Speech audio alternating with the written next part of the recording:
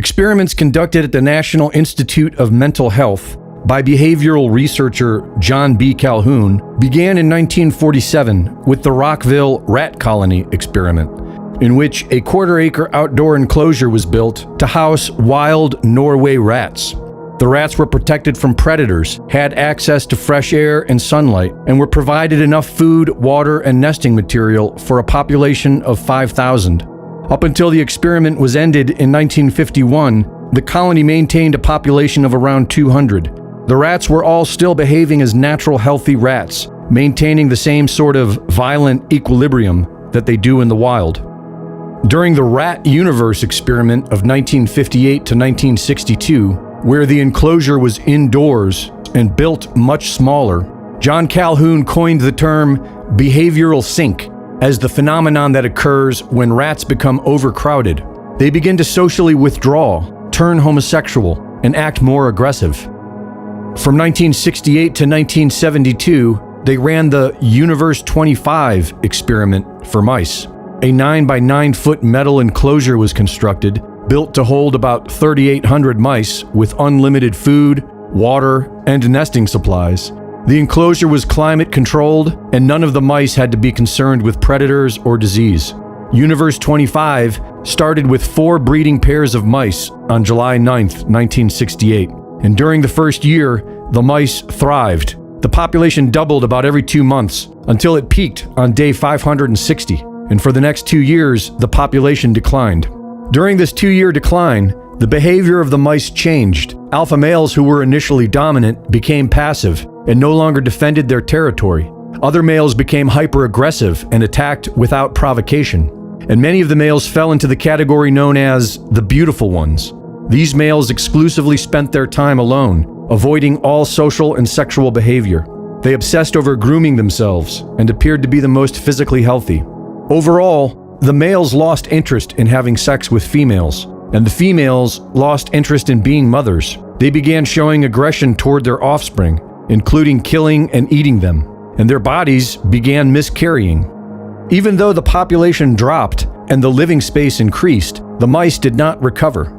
Calhoun interpreted the reason for this collapse to be the result of a spiritual death, which then directly led to a physical death. He wrote that the first death is that of the spirit.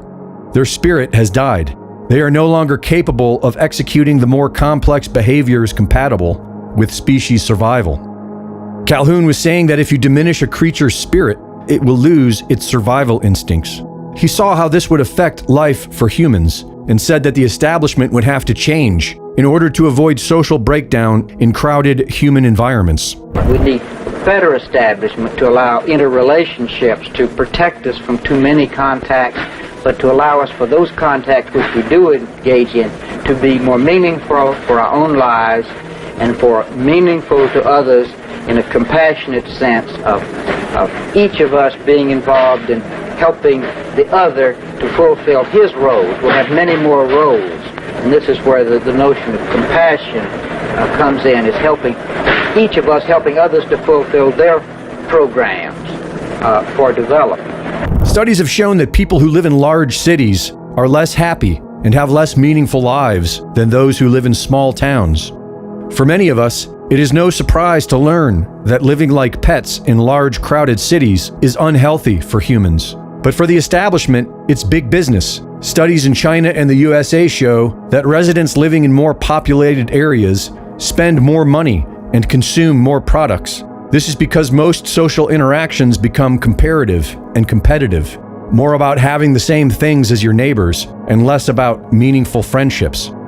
The 15-minute cities will grow, but so will small community, as many humans are learning to reject the establishment and take responsibility for their own lives. Greg Reese reporting. All right, everyone. Hello and welcome to the Diamond Report Live. You have reached Doug Diamond, your host, yet again on the Diamond Report Live, 9:05 p.m. on December 14th, 2025. Thought I would spruce things up a little bit around here. We've got the holiday decorations around the frame of the screen here. Hope that's okay with you guys. And I thought it was kind of cool, and got some new little overlays here. I thought I would throw on the screen and just kind of jazz things up a little bit. So hello and welcome, you guys. I'm glad you guys are here, and let's take a look at the news. We've got much to report on as per usual around here. Always lots of things to talk about. So let's start here with Hal's website.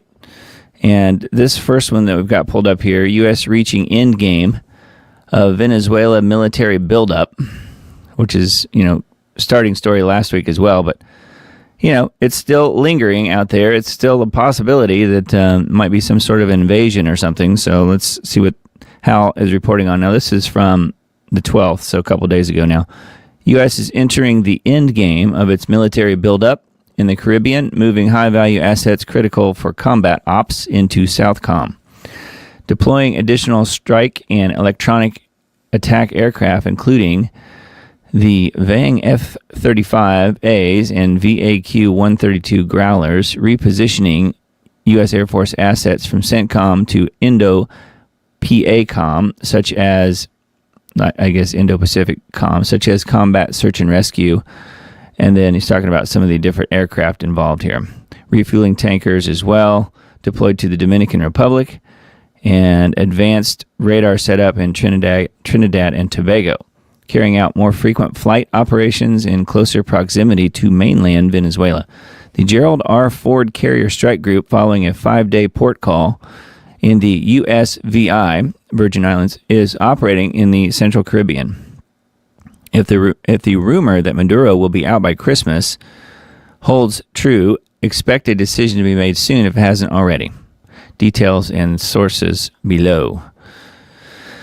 It says, reminder, all U.S. citizens urged to depart Venezuela immediately. So anyway, I've got quite a bit here on these graphics. U.S. Southern Command, Southcom, air and naval assets. It's just showing all of the stuff that's been deployed to the region. So I don't know. Things seem to be ramping up, and yet nothing's really happening, at least as far as what we can tell. Of course, we don't know. We're just sort of at the mercy of people reporting on such things, and who knows if and when they will tell us when things start. Anyway, that is the one and only article I have pulled up on Hal's website. But, as usual, he has some pretty good postings on his site, as well as his weekly radio show, his daily radio show he does Monday through Friday. I think it's at 9 p.m. Eastern time. I always listen to it like a day or two later, so I'm pretty sure it's 9 p.m. Eastern time. But it's available on halturnerradioshow.com, so feel free to look into that. I've got a couple articles here as well from needtoknow.news. Alaska plots AI-driven digital identity payments in biometric data system that may deny access. So yes, even Alaska is getting into the fun here. Alaska is redesigning its My Alaska digital ID system that would weave agentic artificial intelligence that can read documents and fill out forms into the system, in addition to making digital payments on behalf of residents. A system that can act on behalf of a person is also capable of observing and predicting their decisions. Biometric authentication, including facial and fingerprint verification, are planned. Alaska's move is part of a broader U.S. trend toward national digital identity frameworks that are likely to evolve into a permanent cross-agency tracking infrastructure. Yes, the dream of the globalists who are actually running the show, right? In the future, identity verification might become routine for accessing even basic online platforms. Once digital identity becomes the default mechanism for accessing financial systems, healthcare, or even social media, quote, consent is all but a formality. People who refuse may be denied access, similar to China's social credit score system that has denied people the ability to work, travel, and rent a home, and has debanked some individuals. That seems to be where it's headed, doesn't it? A plan to create a digital ID system for Americans is being rolled out. And Alaska is becoming the first testing ground, which is a little surprising given the fact that it's supposedly a red state. So I guess they're all for it, though, huh? This ties in with changes being made to the state's My Alaska digital identity system, which has been being interwoven with AI and payment functions. And this is also raising concerns over potential abuses, that have been seen in countries like China that have already had similar systems. Anyway, I don't know how many Alaskans listen to this program, but just be aware, it's starting with you guys. Full article here is on reclaimthenet.org, which is a site that we've mentioned often on this show. So yeah, My Alaska plots AI-driven digital identity system. So, wow, it's being rolled out there pretty quickly. And given the, sparse population of Alaska, I would think that it would be relatively easy for them to do that. So that is a need-to-know.news article. It says this one, former CDC director calls for removal of the mRNA CV19 VAXXs. Well, it's about time. This guy has been part of the problem, and then now all of a sudden he's saying, wait a minute. Says Dr. Robert Redfield, who was the director of the CDC from 2018 to 21, said that the CV19 VAXXs should be pulled from circulation. And then here's commentary from G. Edward Griffin here himself. He says, hey, Redfield, quit trying to defocus the seriousness of this genocide. The unknowns are not the problem. It's the known results of hundreds of thousands of deaths and permanent injuries. Instead of liking to see the shots curtailed, how about using your voice to vigorously call for immediate cessation under penalty of manslaughter? When all else fails, why not try the truth? I don't think these people know much of anything at all about the truth, do you? Anyway, it's interesting that he's feeling like he has to come out and talk about this now. This is an Epoch Times article in full, and part of it, though, is posted here on needtoknow.news, and I thought G. Edward Griffin's small commentary there that he leaves for the Dr. Redfield was very telling and very important. All right, let's see. And then Zero Hedge, this was probably the biggest story of the last day or so, targeted anti-Semitism, 16 dead, 38 injured after father and son terrorists attacked Sydney Jewish celebration. Live feed of the terror attack. Shooting during a Hanukkah event at Bondi Beach in Australia. 2 gunmen opened fire, discharging dozens of rounds. The 2 shooters are father and son. A bystander intervened and disarmed one attacker. 16 people confirmed dead, including a 10-year-old kid, says New South Wales minister. And 38 others were wounded, several critically. One suspect was killed. The other is in critical condition. Police are examining a possible IED connection. Deadliest Australian shooting since 1996. 24-year-old Naveed Akram was identified as one of the suspected gunmen. Israel said the blood of the victims is on the hands of the Australian government. So this right here is a perfect setup here for exactly what Israel wants. Not saying it's not real. I believe it's 100% real, but I'm just saying it's interesting of where it is and the fact that it's on Pam Bondi's beach. Not really, but it just happens to have her last name, Bondi Beach, and she is obviously chasing down people who are anti-Semites left and right. And I think that's highly unusual and very questionable. Of course, it's not actually on the beach, but it's real close. See the shooting here in proximity to Pam Bondi Beach. Okay, and then there's further information here on this article. And the Jerusalem Post says, police raid home of Pakistani Muslim man suspected of Bondi Beach terror attack.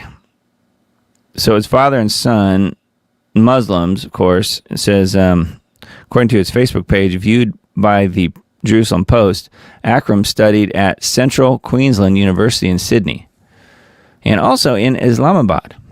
So one of the terrorists who carried out the shooting attack at a Bondi Beach Hanukkah party was likely a Muslim man of Pakistani origin, a senior law enforcement official told ABC News. The man's name is Naveed Akram from Bonnyrigg, and his house had been raided. So, driver's license was found at the scene, showed him to be 24 years old. Yeah, luckily he was keeping his driver's license right there with him. Nothing on his social media profile indicating his beliefs. So they decided they were going to carry this out, I guess, at some point, the father and the son. Not sure which of them were killed. I sort of think it was the father based on the footage that I've seen, but I don't know for sure and can't confirm that. But that is right here. 10 minutes of the 20-minute terror attack is posted here on X. The full 10 minutes of the terror attack on a Hanukkah celebration in Sydney where more than 1,000 people were in attendance. Tell me all the observations you've observed, says this person who posted this 10-minute video. 10 minutes and 42 seconds. And about 5 minutes into this video, I'm not going to play it for obvious reasons.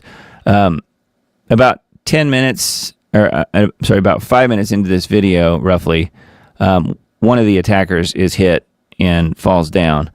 But one of the interesting things to me was the fact that whoever's videoing this, I don't think, is zoomed in all the way, and for whatever reason decides not to zoom in all the way. So you can't really see much better than what we're seeing here, sort of a long distance shot. And the shooter here in the middle of the frame is on a bridge. You can't really tell it necessarily based on this angle of this video, but he's on a bridge that stretches across the parking lot. So anyway, they're kind of running up and down this area and up and down the stairs here, shooting people who are, I think, mostly on this side in this field, from what I can tell. Yeah, and then the fact that, basically 10 minutes, it was a 20-minute rampage, essentially, and at least 10 minutes into it, maybe further in even, is how long it took the cops to even show up, which is really strange. I mean, you can hear the sirens the whole time, but when do they finally get there? He's able, both of them are able to do pretty much anything and everything they want to do for at least 10 minutes, maybe even more like 15 minutes before the cops even show up. So good grief. Incredible moment. Bondi beach hero disarms terrorist who opened fire on the Hanukkah party. A heroic shopkeeper tackled and disarmed one of the terrorists who opened fire on Sunday in Australia. A video captured the moment that Good Samaritan Ahmed Al-Ahmed, 43, wearing a white t-shirt, sneaked up behind the shotgun-wielding gunman and wrestled the weapon away from him. So it took a Muslim to stop the Muslim from shooting, because he wrestled the gun away from him. It says the hero dramatically tackled the terrorist to the ground and disarmed him during the rampage. Hero's family identified him as 43-year-old Ahmed Al-Ahmed. So there's further pictures and information here on this New York Post article, but of course it's everywhere right now. A lot of people are talking about this. Rightfully so. A lot of people were killed and injured in this attack. So yet again, here we go. And then another one here says at least 2 were killed, 9 people injured in mass shooting at Brown University. So at about the same time they had one there, we had one here too. I think this one might have been a little bit earlier. Gunman remains on the loose, according to this article from yesterday, although there may be some follow-up to that, which we'll get to later.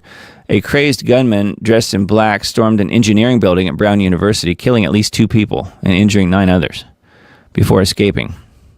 So who knows what's going on here, but looks like, the attacks are not going to be stopping anytime soon. They're too useful for those in charge, aren't they?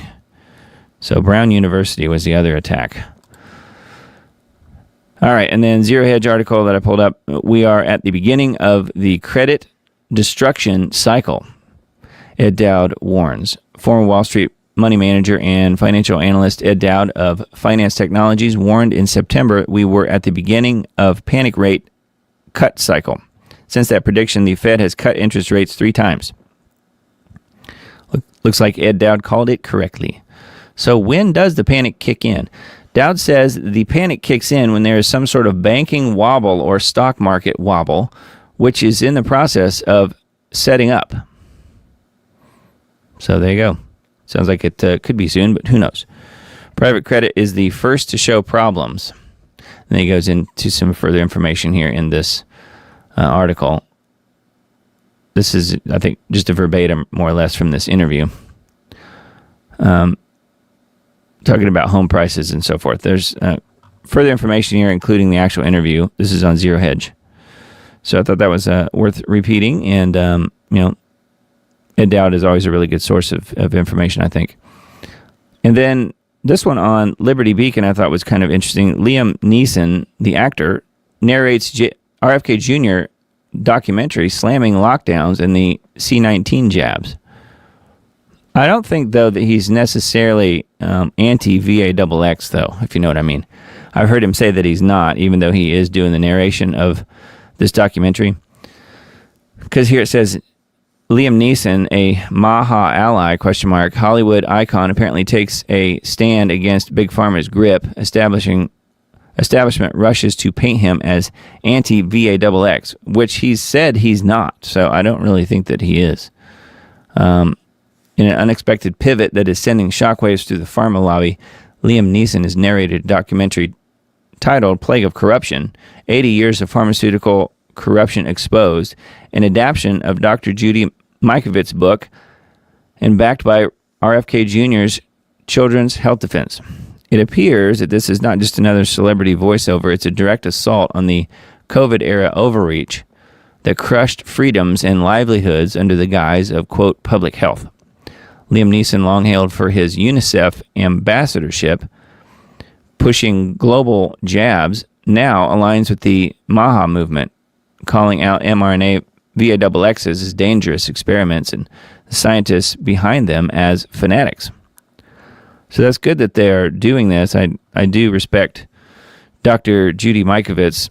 She was a pretty frequent guest on Lost Arts Radio, a show that I produced for years. And I got to know Dr. Judy a little bit on that. And I think she's a real deal. She speaks almost another language at times, though. It's very difficult to understand some of the things she's saying unless you are also a scientist. But, she does put out some really good information. And this other person they mentioned here, Kent Heckenlively, he does a really good job of decoding what she's saying. And we actually interviewed him as well. But he has written and co-written some of her books. Says the documentary co-authored by Mikovits and attorney Kent Heckenlively pulls the curtain on decades of alleged pharmaceutical scandals. Published by Kennedy's group, now with RFK Jr. at the helm of HHS, it features interviews praising Kennedy as a truth teller against Big Pharma's stranglehold. Which, I think Kennedy is doing some good things there. I'm not really sure how much he can get done, given the fact that he's still got a rather large number of people underneath him that don't necessarily want to follow what he's saying. Let's just say that they're in pharma's back pocket. So, I don't know. It's interesting that Liam Neeson's part of this whole documentary, though. So, further information here, including, looks like some videos here talking about certain VAXXs. I'm not sure which ones, but ones that are connected to UNICEF. So anyway, that is a Liberty Beacon article. And speaking of all of that, with the mRNA jabs and the VAXX and so forth, this was brought to attention to me by a friend of mine on Facebook, and I thought I would mention it. I didn't pull up a specific article, but I just did a quick search just to see what came up. And indeed, it does seem to be true. A new law in Missouri, effective this past July, will require blood banks to test donated blood for evidence of CV19 or other mRNA VAXX components and label it accordingly. However, this practice is not currently in effect, and major blood centers and health experts say there is no scientific or medical reason to separate blood based on VAXX status. So they passed a law to do it, and they're not doing it. So I do find that somewhat interesting. Details of the Missouri law requirements, Senate Bill 1429 and its identical House Bill 2759 mandates that the blood banks test donated blood for evidence of any CV19 VAXX or any other messenger ribonucleic acid mRNA vax components, including evidence of lipid nanoparticles and spike proteins. Labeling and choice: if the blood tests positive for these for these components, I guess any of them, the containers must be labeled with the positive status. Recipients of the blood in non-emergency situations must be given the opportunity to refuse the labeled blood. Effective date, the law goes into effect July 1, 2025. But then they're saying they're not really following it. So I don't know what the problem is there, but it is, I think, a step in the right direction. But who knows, how much headway it's really going to make. Anyway, I thought that one was pretty interesting. And thanks to my friend who mentioned that to me. All right, and then two more from the Liberty Beacon. Will this documentary put Keir Starmer behind bars? I think that's a rhetorical question, don't you? Our weekly documentary film, curated by the editorial team at 21 Wire, Declassified, presents the first documentary about Britain's complicity in the Gaza genocide, exposing Keir Starmer's shady spy flight missions for Israel. What does a British base in Cyprus have to do with Israel's genocide in Gaza? Declassified traveled to this Mediterranean island to investigate the hundreds of spy flights Keir Starmer has sent over Gaza that coincided with Israeli airstrikes and the killing of British aid workers. They went where the British media and military experts have refused to look and to ask whether this scandal could put Keir Starmer in The Hague. Well, don't hold your breath, right? As we always say. So it says runtime 34 minutes, and it's embedded here on this page if that's something you guys are interested in. It's on thelibertybeacon.com. And then this one, Somali fraudsters spent Minnesotans' money, cars, villas, and hordes of cash. Yeah, and Tampon Tim was front and center in this whole scandal. It says luxury cars, private villas, first-class flights, and taxpayer money meant to feed hungry kids. New exhibits from court obtained by CBS News reveal how Somali defendants in one of the largest COVID-era fraud schemes in U.S. history plowed through hundreds of millions of dollars in taxpayer money on lavish lifestyles, including lakefront Minnesota properties, overwater bungalows in the Maldives, a Porsche Macan, stacks of cash, designer jewelry, campaign-soaked vacations, and overseas wire transfers. So it just never stops, does it? Video shows defendants in the case celebrating poolside at a Maldives luxury resort. In one text, a defendant bragged, "You are going to be the richest 25-year-old, inshallah," means God willing. So, man, confirmation email for a stay in an overwater villa with a private pool in the Maldives, lakefront property in Minnesota, receipts showing wire transfers to China and East Africa, first-class ticket to Istanbul and Amsterdam, a 2021 Porsche Macan, stacks of cash texted between defendants. So they were living it up, living lavish lifestyles. And here's Ilhan Omar, front and center, of course.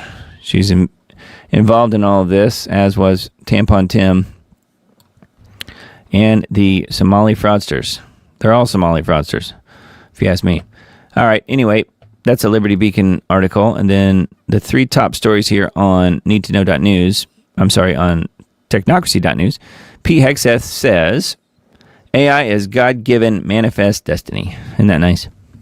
Hegseth is widely described as a Christian nationalist who sees the United States as a nation with a God-given mission and views state power, including the military, as an instrument for advancing a Christian-inflected civilization.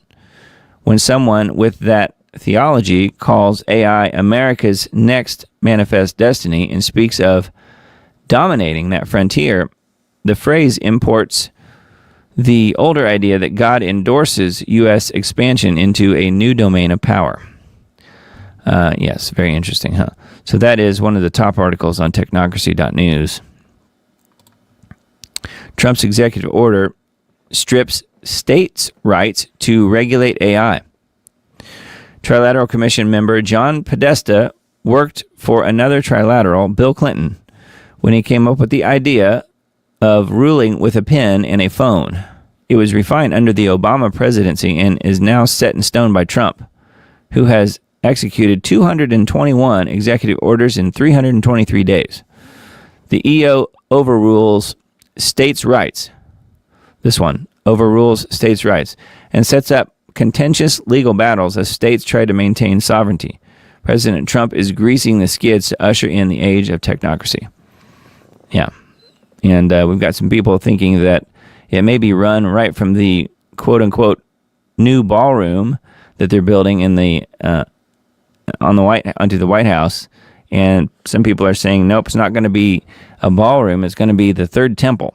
I thought that was rather humorous, and we'll look at that in a little bit as well. All right, and then the third article from technocracy.news. Galactic Brain. U.S. firms plan space-based data centers. They're going to put them in space. Where are they going to get the water? I don't know. The space cult wants to take AI and power generation and to run it well into space. This is the first step towards their futuristic vision of conquering the universe with AI, tapping into the data flows to understand how it works. Hardcore space cult leaders include Elon Musk, who wants to colonize Mars with technocracy, Eric Schmidt, member of the Trilateral Commission, and Jeff Bezos. Harvesting power from space using solar panels to beam it back to Earth and to power AI data centers in space seems to be the next logical step for these kooks. So anyway, that is the next article here on technocracy.news. So they want to use this system to power the data centers back on Earth. Apparently, that's the way this is supposed to be working. Who knows if that's even possible, but that's what they're pushing. And then Revolver.news. This one I think is kind of interesting because he's finally shown his face, at least in public. Turley says evidence against Kirk's alleged assassin is the strongest I've ever seen in a case. So says Jonathan Turley. The young pro-trans man accused of murdering Charlie Kirk made his first televised court appearance, and the moment was as disturbing as many figured it would be. As you likely know, Tyler Robinson has an extensive online footprint tied directly to radical LGBTQ activism, pro-trans activism, and the creepy, furry subculture. But what the fake news media didn't tell you was that Tyler had a smirk of gloat on his face in court. Instead of showing seriousness, remorse, or restraint, Tyler appeared smug. He was smiling and laughing, and the whole thing felt very performative.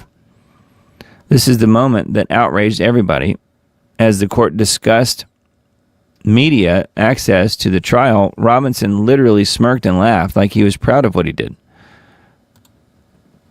So here's the video, and we don't have the audio really for it, but it says Tyler Robinson laughs and smiles during hearing on media access to the trial in Charlie's killing.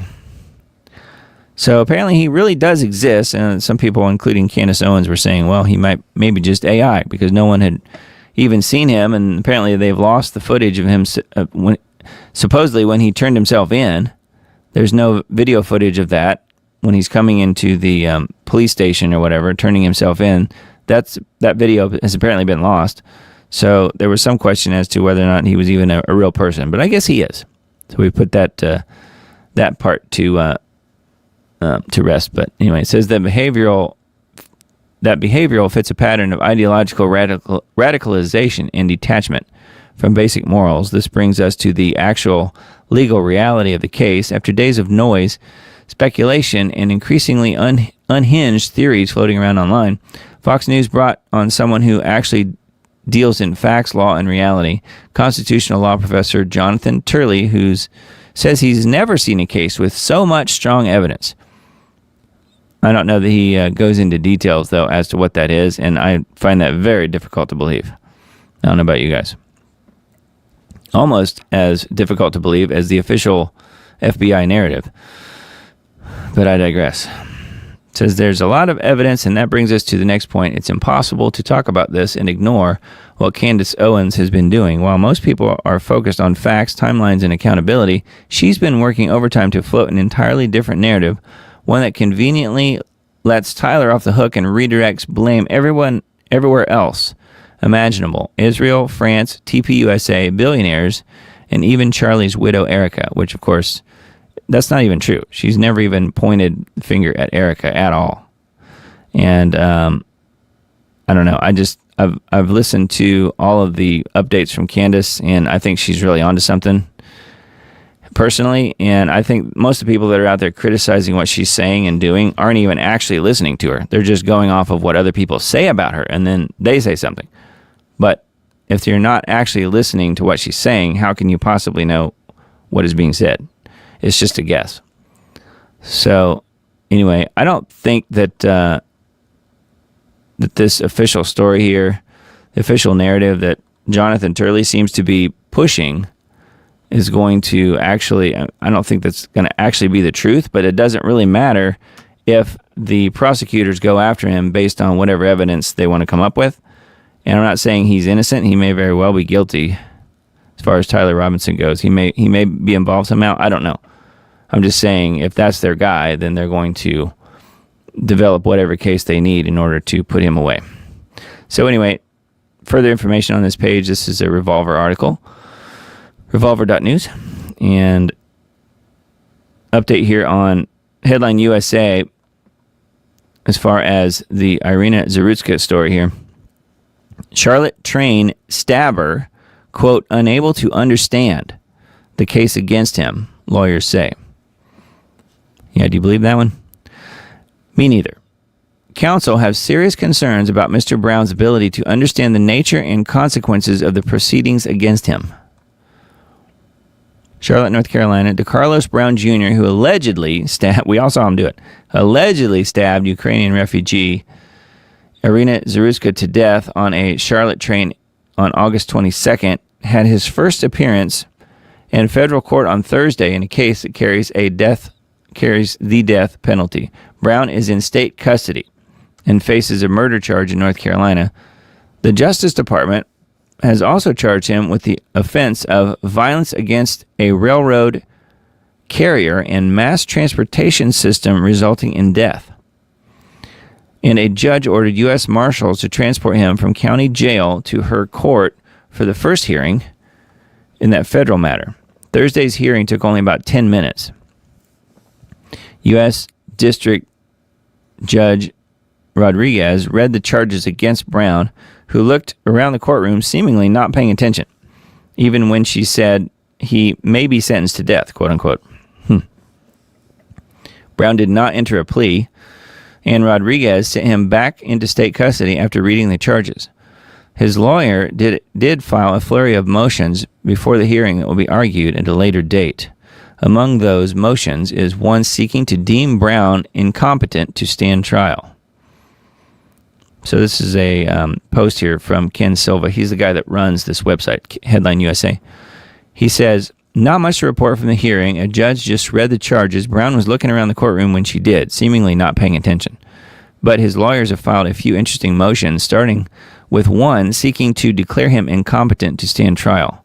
So the highlighted portion here, I guess, of the motion, based on their meetings with Mr. Brown and their review of the available limited records and information, counsel have serious concerns about Mr. Brown's ability to understand the nature and consequences of the proceedings against him or to assist properly in his defense, and therefore move this court to order a psychological evaluation to determine whether Mr. Brown has the mental competency required to stand trial on the charges against him and to possibly face the death penalty. I would say this, based on all that, of course, their job is to get him off the hook, obviously, right? We all saw the video of him saying, after he stabbed her, at least 2 times, I got that white woman. I got that white woman. He said it a couple times. And not only that, he took off his jacket or whatever he was wearing that had the blood on it and rolled it up and tried to escape. That tells me he knew consequences were coming. He knew they were going to be after him. So just based on those two things alone, I think he knew exactly what he was doing. Don't you guys? Anyway, just a little update on the Irina Zarutska story. Headline USA is where that one is. And then, yet again, another attack on another beautiful woman. Church-going woman suffered severe burns in random toxic chemical attack, turns out to be acid, while walking at a park. So there she was. Here she is now. Here's the perpetrator. Says, image shows Ashley Waleski as walking laps around Forsyth Park in Savannah, Georgia, when she was attacked. Georgia woman suffered severe burns to her face and body after being doused with a toxic chemical in a random attack while she was strolling through a park. And her sadistic assailant is still on the loose. Yeah, somewhere I read it said that it was acid, so I don't know. Ashley W., I'm not sure how to pronounce her last name, 46, was walking laps around Forsyth Park in Savannah Wednesday night after attending a Christmas program at a nearby church when a stranger approached her from behind and poured the corrosive liquid over her head, according to her devastated friends and family. She let out a blood-curdling scream as the chemical burned her skin, ate through her clothing, and melted her car's key fob in her pocket. She was instantly like, "Why are you pouring water on me?" And then her skin started to burn, said her close friend Connor Millam, who described her as a giving person who often volunteered in their community and provided essential items to the homeless. Says, so she looked down and her pants were starting to burn off of her body. She started screaming. They didn't rob her. They didn't take anything from her. This was a random person in the park who went out of their way to disfigure another human being.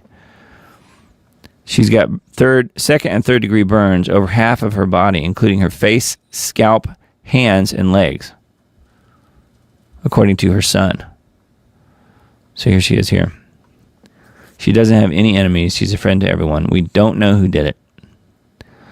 So anyway, they're trying to find this guy. All they know is he was a black man and he has a Bugs Bunny sweatshirt on. So clearly he's trying to implicate Bugs Bunny here. But yeah, no other information. And this just happened, I guess. When was this? On the 10th, 4 days ago. So wow, say a prayer for Miss Ashley here. That is just horrendous. Unbelievable. More proof we're in the end times, if you ask me. All right, and then this big study came out.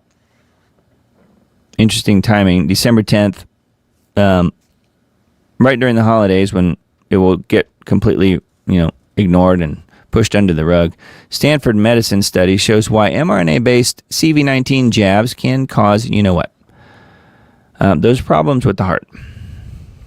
A new study implicates a pair of substances secreted by immune cells in inducing that heart problem among mRNA-based CV-19 VAXX recipients and proposes a strategy to mitigate this effect. Oh, that's real easy. Just don't take it. Don't take it. That's the number one thing. Anyway, interesting that Stanford is coming out and saying, oh, gee, there is a problem with the VAXXs. They could have asked you and I like 4 or 5 years ago if there was a problem. But no, they didn't. Anyway, Stanford Medicine, how about that? Not that surprising, I guess. And then this one, lawandcrime.com.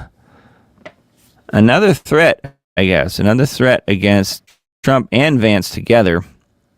This guy says Christian Daniels is the person who posted this. This was his quote. Prepare for y'all's public execution. Trump and Vance assassination threat suspect said he was plotting an attack on a live global stream. I guess that means a live stream. North Carolina man is accused of threatening to get medieval on Trump and Vance and their political allies, writing on Facebook that he wanted to carry out public executions over a, quote, live global stream. Prepare for y'all's public execution, he says. So who knows Christian Daniels, November 12th post. I'm looking to see if it's like on Facebook or what he did. Daniels allegedly tagged both Trump and Vance in the post while also naming allies like Musk and Erica Kirk. Weird. And then he goes on threatening them. So these people are just not that smart, are they? FBI agent interviewed Daniels' mother at her residence in North Carolina. So anyway, I'm looking to see what they did with him. After allegedly being outed by his mom, federal agents learned that he lives in a trailer with all the windows knocked out. So there you go. I'm looking to see if they arrested him or what they did. The North Carolina magistrate judge issued an involuntary commitment order for Daniels on November 20th. Daniels' Facebook page and posts were still up as of Thursday. So, wow. They didn't even take it down yet. And here he is here. Very strange. Anyway, yeah, I guess it's okay when you make threats against Trump and Vance, but imagine if he'd have made similar threats against even Biden or Obama. They would have arrested him so fast and thrown him in jail so quickly, it would have made your head spin. All right, and then this one I came across just a little bit ago. Trump says he's pardoned Tina Peters, but that may not save her from prison. A lot of people are saying that the way to fix this is, the pardon's fine, but it doesn't really, this is a state issue. So the way to fix this is to federalize the prison where she is. Go in and get her out. And then hand it back over to the state. To me, that makes a lot of sense. President Trump says he pardoned Colorado's former Mesa County Clerk Tina Peters for her attempts to expose voter fraud in the 2020 presidential election in a Truth Social post Thursday evening. So this just happened. Here's the Truth Social post. For years, Democrats ignored violent and vicious crime of all shapes, sizes, colors, and types. Violent criminals who should have been locked up were allowed to attack again. Democrats were also far too happy to let in the worst from the worst countries so they could rip off American taxpayers. Democrats only think there is one crime: not voting for them. Instead of protecting Americans and their tax dollars, Democrats chose instead to prosecute anyone they can find that wanted safe and secure elections. Democrats have been relentless in their targeting of Tina Peters, a patriot who simply wanted to make sure that our elections were fair and honest. Tina is sitting in a Colorado prison for the crime, quote-unquote crime, of demanding honest elections. Today I am granting Tina a full pardon for her attempts to expose voter fraud in the rigged 2020 presidential election. But again, this sounds to me like it's a state issue, and it may not matter. And in fact, I came across this on Gateway Pundit as well. Prison officials won't recognize Trump's pardon, laugh at the request, and refuse to release Tina Peters. Imagine if AutoPen President Joe Biden signed something, or had AutoPen sign something that was a pardon to release somebody from jail. Don't you think they would instantly obey what was said? Seems to me like they would. So the prison officials are laughing at the request and refuse to release Tina Peters. The warden overseeing the prison where Tina Peters is being held will not release Tina and refuses to recognize President Trump's pardon. This is not America. And then talking about the post here from Trump that I just read. Tina Peters is more of a political prisoner than she ever was a criminal. Exactly. She did nothing wrong. Her sin was to do her job and make copies of her county's election results before and after a system upgrade. When she discovered that the results had changed, she reported the authorities and the public. That was her job. The state of Colorado went after her and imprisoned her in a sham trial for these actions. Yep, that's right. As we reported earlier, there is ample evidence that Biden's federal government was involved in the persecution of Tina Peters. President Trump had every right to pardon her. So there you go. I don't know. It remains to be seen. And of course, I've mentioned several times on this broadcast that her health is not doing very well. So hopefully she'll get some help while she's in there, but it doesn't sound like it. It sounds to me like they want to make sure she dies. Yeah, let's see here. Looking at chat here. Just while I'm on this subject, we'll pop these on the screen so we can see. Yeah, it's from A.G. Ader. Love your idea to federalize the prison and then let it go back to a state prison. Yeah, I heard that some time ago. That's not really my idea. I'm just repeating what I heard, but I thought that was a really good idea, and it seems like that would be the way to go as far as getting her out and ensuring that she lives first and foremost, and then that she can then, once she's better, can then go back on the offensive against the people who tried to kill her in prison, essentially. That's what they should do, in my opinion. They got to get her out of there as quickly as possible, though, because her health is not good. All right, another one from the Gateway Pundit. British police will not investigate former Prince Andrew's alleged use of taxpayer-funded security officer to dig dirt on his accuser, late Epstein victim Virginia Giuffre. Randy Andy is still protected from prosecution now that former Prince Andrew lost all of his royal titles and honors. You could be excused for believing that he was finally about to face real law enforcement consequences for his decades of alleged crimes, but you'd be wrong. The British establishment is still fiercely protective of Mr. Andrew Mountbatten Windsor. Yeah, and I would just say that, just a side note here, I don't think they necessarily want to protect this guy. I think they're protecting his brother, King Charles, don't you? Today, it arises that the Metro Police of London will not launch an investigation into the reports saying Andrew asked a taxpayer-funded officer to help dig up dirt on the woman accused him of sexual assault. So Virginia Giuffre is who we're talking about here. The Mail on Sunday claimed in October that Andrew tried to get his personal protection officer to investigate Giuffre for a smear campaign in 2011. He reportedly passed Giuffre's date of birth and social security number to his taxpayer-funded bodyguard in 2011 and emailed the late Queen's then deputy press secretary telling him of his request. Wow. Statement regarding allegations relating to non-recent trafficking for sexual exploitation involving Jeffrey Epstein and Ghislaine Maxwell, and reports suggesting that a police officer was asked to carry out checks on Virginia Giuffre. A two-tier policing in the UK has never been exposed so out in the open. So again, this kind of, for me, comes back to not that this guy will ever pay a price, but it could come back to bite Charles, if you know what I mean. Personally, and based on a lot of research, not just by me, but many, many other people, Charles is the biblical Antichrist, or he soon will be.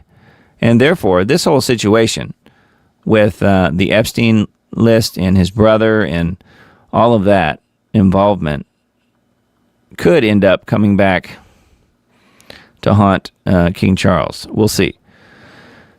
But it looks like Randy Andy, as this says, Prince Andrew, is not going to be investigated at all by London police. And I know, big shocker there, right? Not exactly. All right. Another Gateway Pundit article I came across. Another, further proof we are in the end times. Sick. New children's book targeted to kids ages 5 to 8 calls abortion a, quote, superpower. The name of the book is called Abortion is Everything.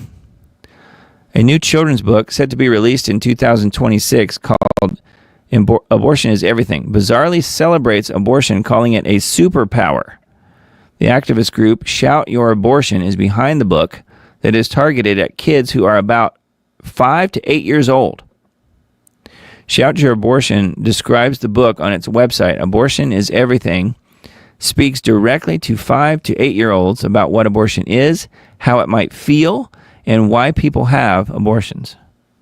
with accessible, inclusive language. Abortion is everything frames abortion as the actualization of a uniquely human superpower. Our capacity to imagine the future and make choices that lead us towards the life we envision. Yeah, but not for the little one, right?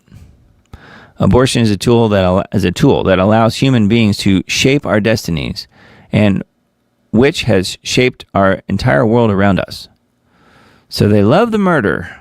The murder is so wonderful, isn't it? A group noted on Instagram, this beautiful hardcover book was created to talk with kids about abortion. Could you imagine even bringing this up to a 5-year-old, an 8-year-old, or any kid? And talking about how wonderful it is to murder your baby?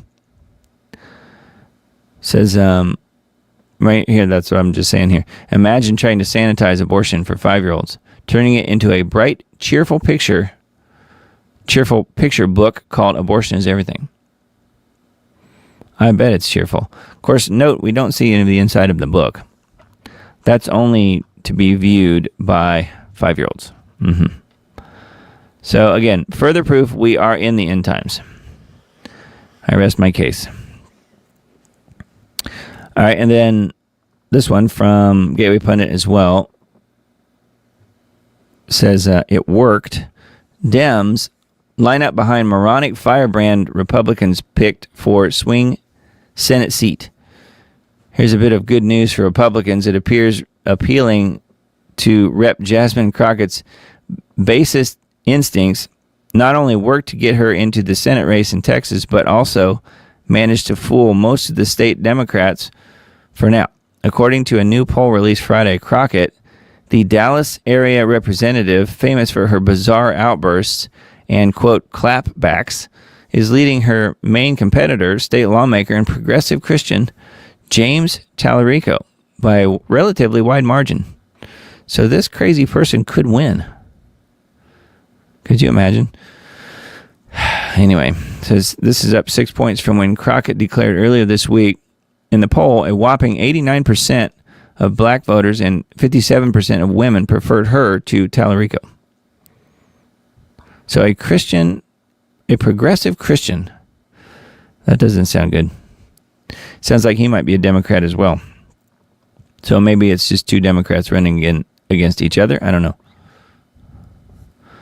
So along those lines, I've got if you're not familiar with who Jasmine Crockett is, I do actually have a video queued up here. So let's go to that, and we'll see what you guys think about it. Tell me to calm down, because y'all talk noise, and then you're can't out of take control. Because if I Look, come Chairman, and talk shit about her, y'all gonna have a problem. Welcome to the Jasmine Crockett Senate Campaign Show. Let the mind games begin. Somebody said the other day she's one of the leaders of the party. I said, you gotta be kidding. Got 2 words for every racist bigot living, Jasmine Crockett. Crockett, a St. Louis-born private school princess who grew up in the cushy suburbs. No one could have told me that when I went down to Austin, now it looks like a little bit over a year ago, that I would be running for Congress. Who embarrassingly cosplays as the hood's angry auntie the minute she smells a camera. Maybe because these people, they are crazy, because they always talk about how Christian they is. Her veteran socialist squad mentality immediately ostracizing most Texas voters. Texas has always been found to be intentionally discriminatory. It's almost like a slave mentality that they have. Now, about the time that was published last year, around 1 million Latino voters in Texas were voting for Trump. Do they all have slave mentality? No, and that's not what that said at all. A strategy of blind delusion in a state where President Trump received 56% of the vote in the last election. Y'all know we got Governor Hot Wheels down there. Come on now. Is another day and another disaster by the Democrats. The reality is they have no vision, no policy. They have nothing to sell but hate. Her routine is that she wants to bring a little bit of what I might quaintly call the ghetto cat fight into these spaces. I get it, bring a blaxploitation movie or something into Congress. great. Work it. But you do not make fun of the fact that somebody lives their life in a wheelchair. That doesn't work. The campaign itself, the monstrosity has been on full display for years, where it is now finally crashing out before your very eyes. Basically, the Republicans have become synonymous for Russians at this point. When I first became a public defender, I had no criminal defense experience. And I walked in and I told my boss, Charlie, I said, listen, you should hire me. He said, why? I said, because I'm black. I was clear that it was a Jeffrey Epstein, but I never said that it was specifically that Jeffrey Epstein. But as somebody who understands history, when I see ICE, I see slave patrols. There has been no oppression for the white man in this country. You tell me which white men were dragged out of their homes. I do want people to know that just because someone has committed a crime, it doesn't make them a criminal. We have no perfect systems. We have always had some level of fraud in anything that we have because there's no such thing as perfection walking on this earth. Unfortunately for her, people aren't buying what she is vigorously selling. I'm finna show these white folks I ain't scared of them. How is it possible that my 10-year-old daughter can hear Jasmine Crockett for the first time, listen to 2 clips, and the first thing she said to me was, Dad, her voice changed. She is such an insult to all educated black women in America. She perpetuates the stereotype of a ghetto black hood woman. Something she is not. One of the most famous or infamous, depends on how you see it, women in society today is Jasmine Crockett. Elected to office, and look at how she talks. Look at what she's brought. Just hood language for a lady. So I'm gonna say what the American people been wanting to say for a very long time. This party called the Democratic Liberal Party, y'all can kiss the American ass. The whole entire American ass. We're done with you clowns. Texas doesn't think like a trust fund revolutionary poser. And the only thing more embarrassing than Crockett's circus is the media and the Democrats pretending she's anything other than the fraud she's always been. Then again, this is all the doomed Democrats have going. I challenge somebody to go and find a clip of a Democrat invoking violence. I think that you punch. I think you punch. I think you're okay with you okay with punching. We are not only gonna punch you back, but we are gonna knock you out. I am here to tell you, not only are we gonna punch back, but we about to beat you down. Just let me tell you that we know how to use a chair, whether we pulling it up or we doing something else with it. Congressman John Bound reporting for InfoWars. Well, there you go. Everything you never wanted to know about Jasmine Crockett. And she is a fake and a phony and a fraud. She always has been. One thing they just barely mentioned in the video there was that she's from a private school. She went to a private school in St. Louis. And she is apparently at that time was very well-mannered. And the whole ghetto facade thing is just a total ruse. It's totally fake. And she does it to get attention. So I thought that was a pretty good John Bound report. And, unfortunately, though, it's looking like, at the moment, she is in the lead for this particular Senate seat. So I don't know. Not sure what's going to happen. But notice she's running against a progressive Christian. So I'm not really sure what that's about exactly. But I guess we'll have to continue to keep a watch on that one. But that's a weird one. That's a Gateway Pundit article. And then, newly released Epstein images tied to powerful Democrats. Of course, everything you wanted to see there, I'm sure. Recent weeks, media attention's once again been fixated on Epstein and Donald Trump. Old photographs, vague associations, and recycled talking points have been repackaged to imply wrongdoing, even though Trump's documented relationship with Epstein ended years before Epstein's crimes became public. So anyway, I didn't know if you guys had seen some of the newer pictures here. Bill Clinton and company here with Epstein, and I guess that's Bill Gates with Epstein's pilot, and then Richard Branson, of course, with Epstein here, and others. I suppose there's others. Woody Allen, Larry Summers.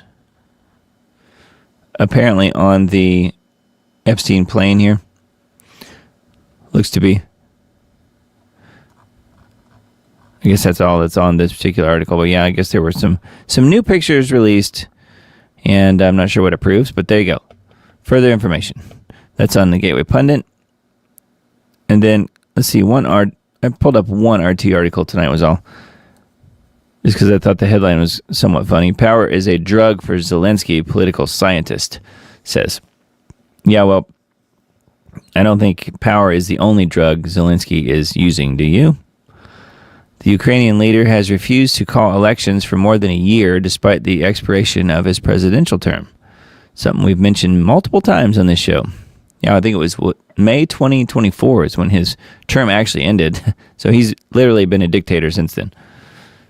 Zelensky is ready to do anything to maintain his grip on power, which has become kind of a drug, quote unquote, for him. Political scientist Anton Orlov told RT on Friday the Ukrainian leader has refused to call new elections despite his term expiring in May 2024, citing martial law. Following mounting pressure from Trump, Zelensky has insisted that a vote can only take place if the West guarantees a ceasefire, an absolute non-starter for Moscow. So there you go. He puts it out there, and then, of course, they can't do that, so therefore you can't hold an election. Zelensky is ready to do anything to retain power, and this is possible as long as elections have not been held, according to Orlov, director of the Institute for the Study of Contemporary Politics. If he gives up political control, he faces a swift and final political death, the political scientist added. As soon as a political calm sets in, he will slowly but surely sink to the bottom. He knows this, which is why he continues hostilities. Yeah, so anyway, just back and forth. You know, I don't think Zelensky will ever allow elections to happen, do you? Anyway, I thought that one was pretty interesting. That's an RT article. Then I pulled up one from Sputnik just because I thought this was interesting, and it shows you the economy, the mess that the economy in Europe is in and how bad things are getting over there. The price of sanctions. Volkswagen shuts down Dresden plant as German industry reels. Volkswagen plans to halt production of vehicles at its Dresden plant on Tuesday, marking the first time in the company's history that a Germany-based factory has been shuttered. I'm looking to see if they're blaming Donald Trump's tariffs, because that would make the most sense. Let's see if that's... But clearly that's not the only thing that's going on here. With an installed capacity to build up to 37,500 cars a year, and the flagship of VW's EV line, the Dresden plant's closure comes against the backdrop of Germany's broader deindustrialization, which started in 2022, exactly, when Berlin rejected the Russian energy supplies propping up its manufacturing base. So that's actually true. They turned off the power.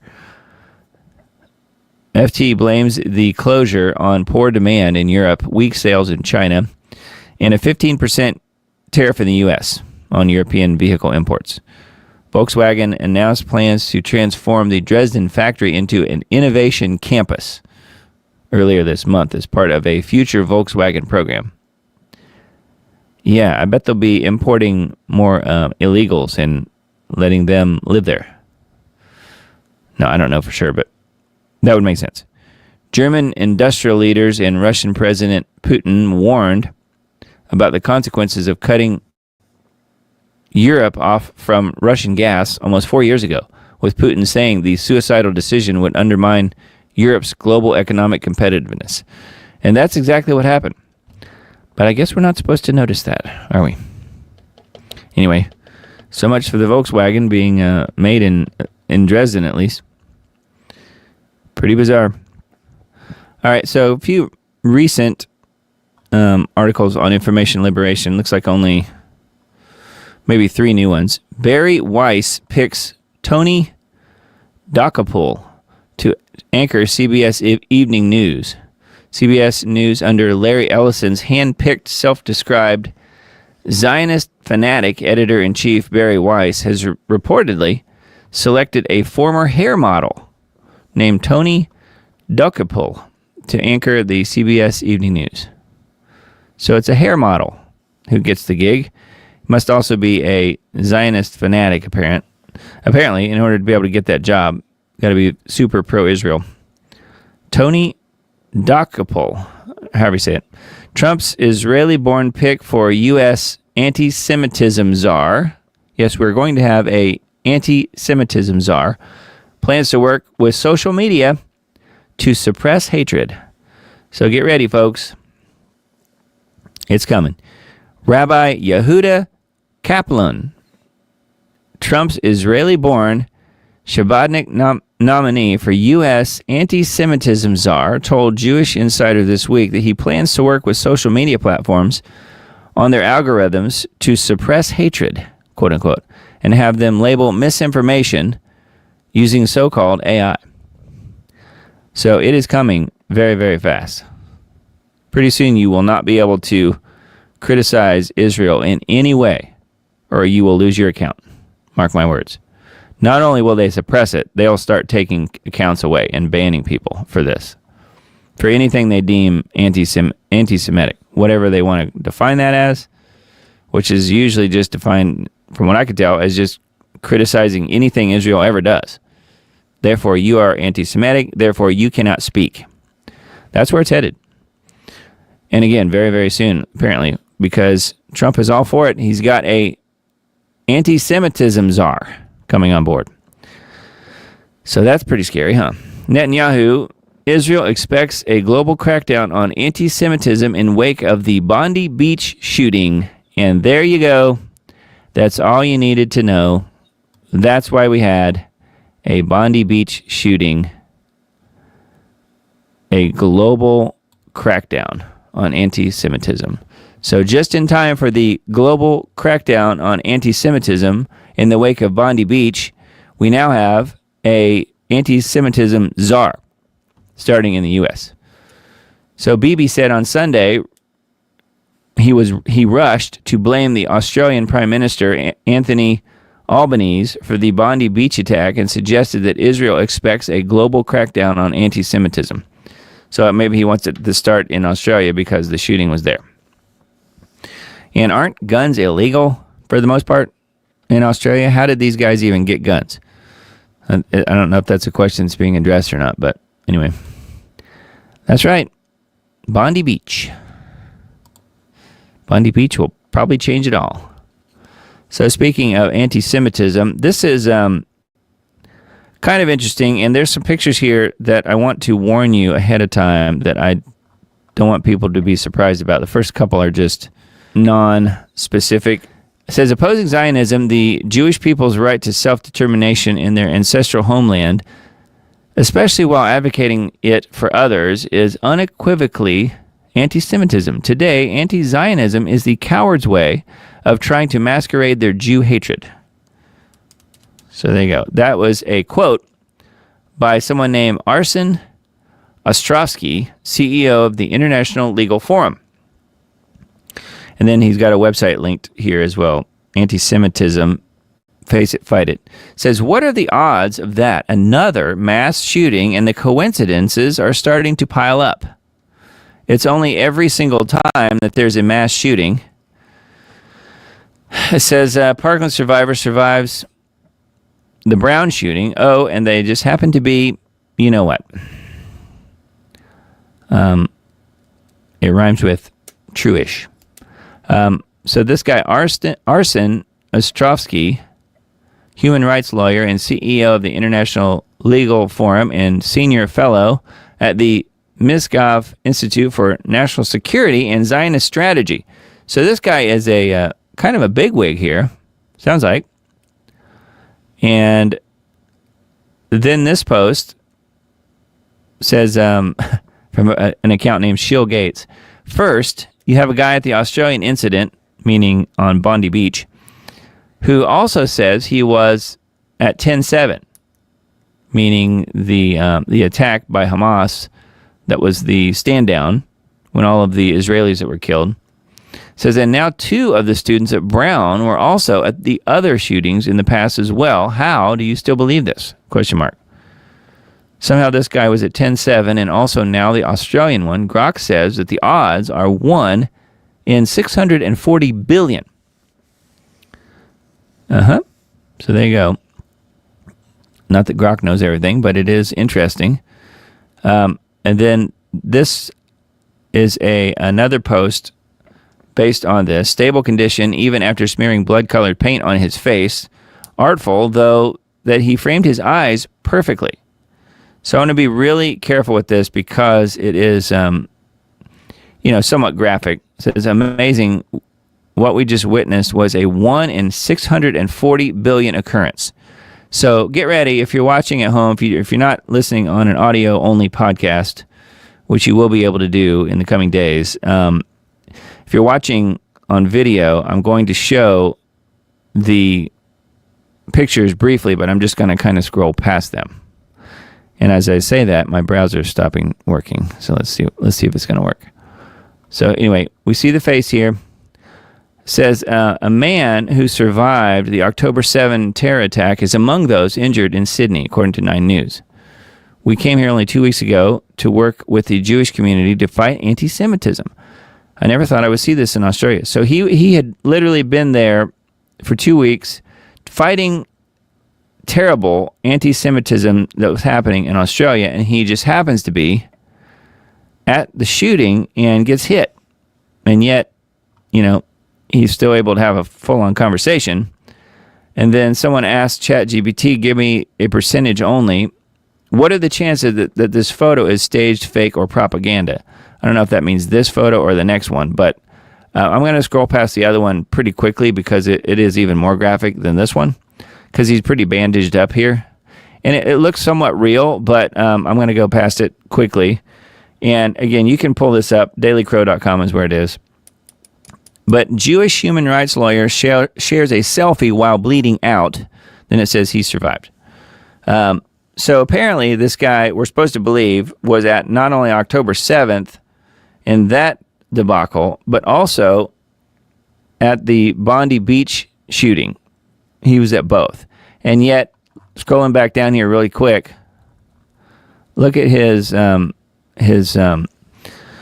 bio here. Human rights lawyer, CEO, International Legal Forum, senior fellow at the Miscov Institute for National Security and Zionist Strategy, and so on and so forth. And he's got this quote here attributed to this website. Very strange. You think that's a coincidence? Yeah. I don't either. So anyway, I just wanted to bring that to your attention because there's a lot of crazy coincidences and quinky-dinks, I guess. And we're supposed to believe everything that we're told. Anyway, that's on dailycrow.com if you guys want to check out any of that further information. This is another one that I found from that site linked to, and I thought it was interesting just because it's something that Mr. Dane talks about from time to time, only he usually talks about these sinkholes happening in Russia, in Siberia in particular, and now apparently they're showing up at least somewhat in Turkey. Sinkholes in Turkey. Ominous warning to humanity as nearly 700 huge sinkholes consumed Turkey, mirroring biblical prophecy. Gigantic sinkholes, hundreds of feet deep, have been opening up throughout Turkey, mirroring a biblical prophecy. The book of Numbers, chapter 6, describes the earth opening up and swallowing people as divine punishment for rebellion, a connection that some are drawing after the massive collapses in the Konya Plain, a key wheat region. It says many have interpreted the growing phenomenon as a sign that God is on the move. However, scientists point to far more earthly causes. Turkey's Disaster and Emergency Management Authority has reported 648 massive sinkholes in the Konya Plain, primarily the result of severe drought and excessive groundwater pumping. That's the reason they're giving, and maybe that does have some bearing on it as well. But it could also be related to these methane expulsions, something that's happening, again, in Russia, in Siberia in particular.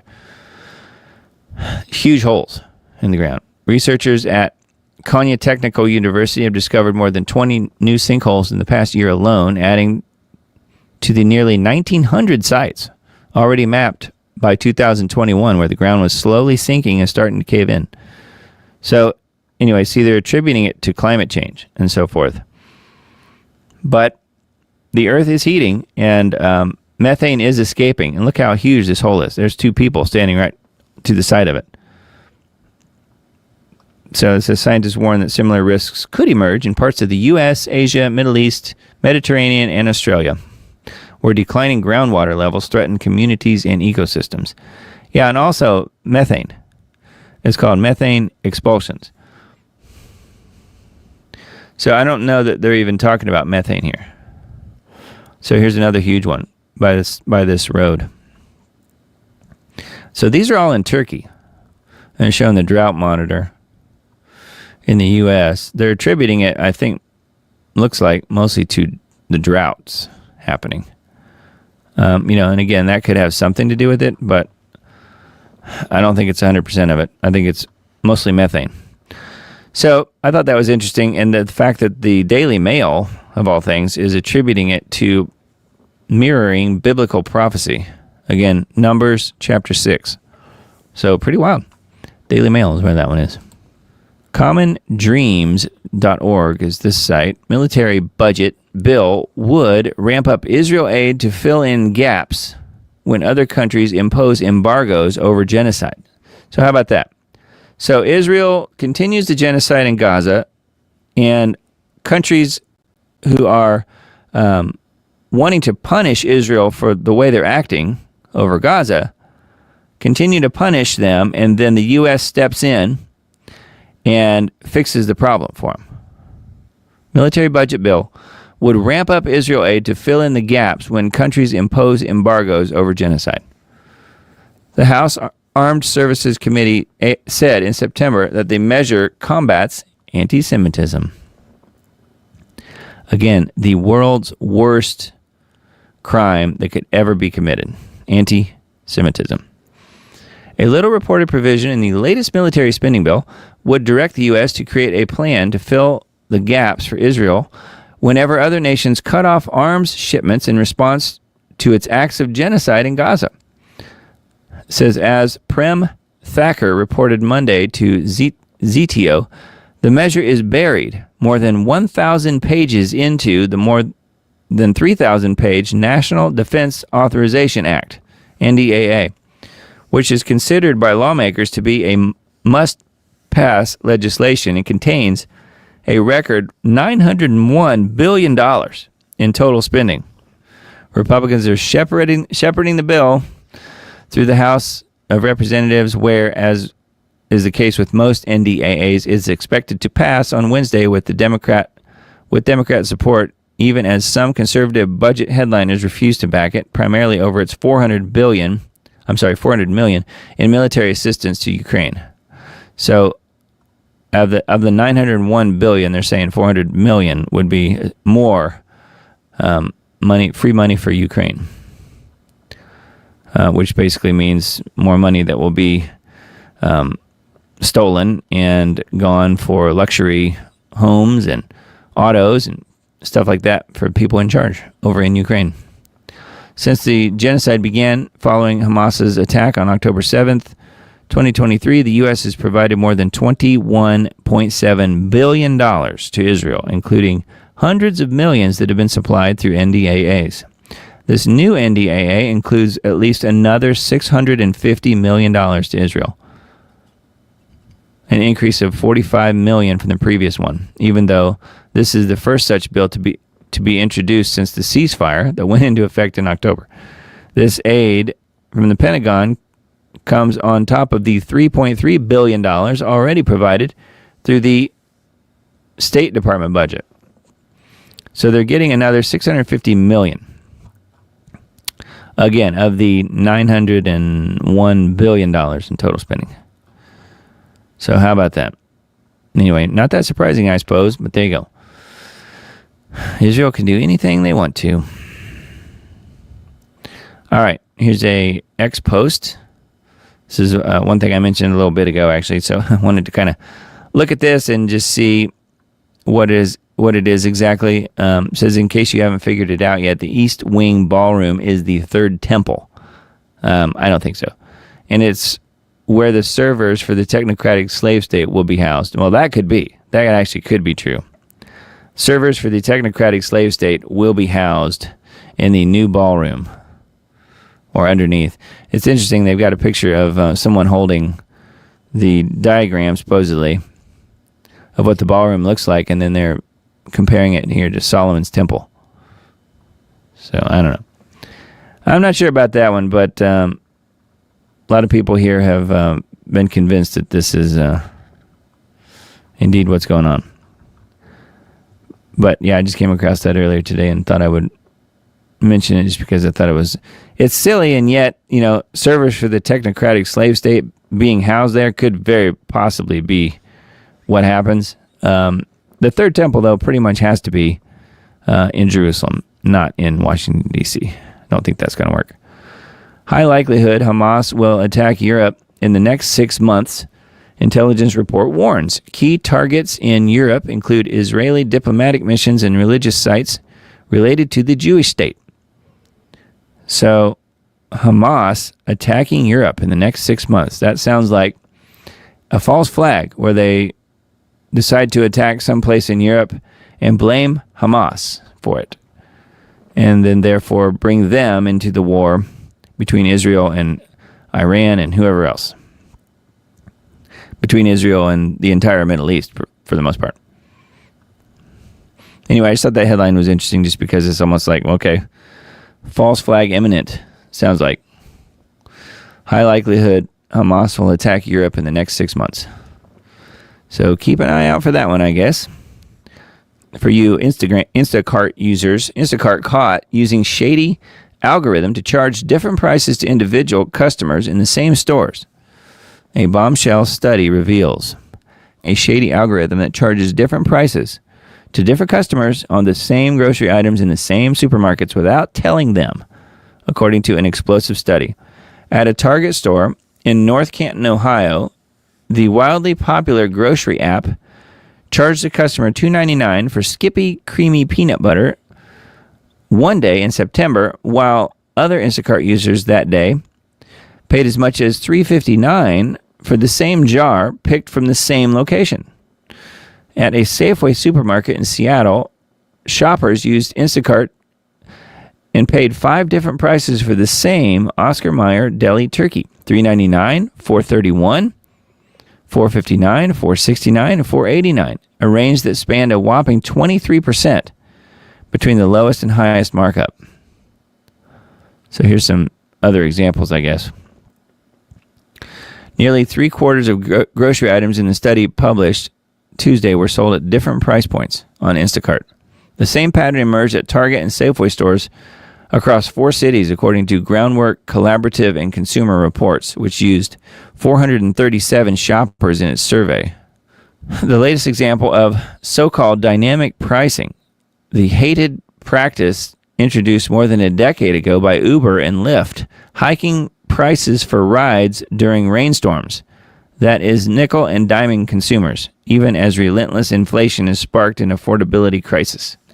Airlines are known to hike prices when more customers visit their site at the same time, a tactic known as surveillance pricing. Even fast food junkies claim to have spotted fluctuating prices on burger menus that are increasingly displayed on video screens. Groundwork, a consumer advocacy group, said Instacart's pricing algorithm could lead to shoppers forking over an extra $1,200 on groceries each year, even as food inflation has outpaced price increases for other goods since the pandemic.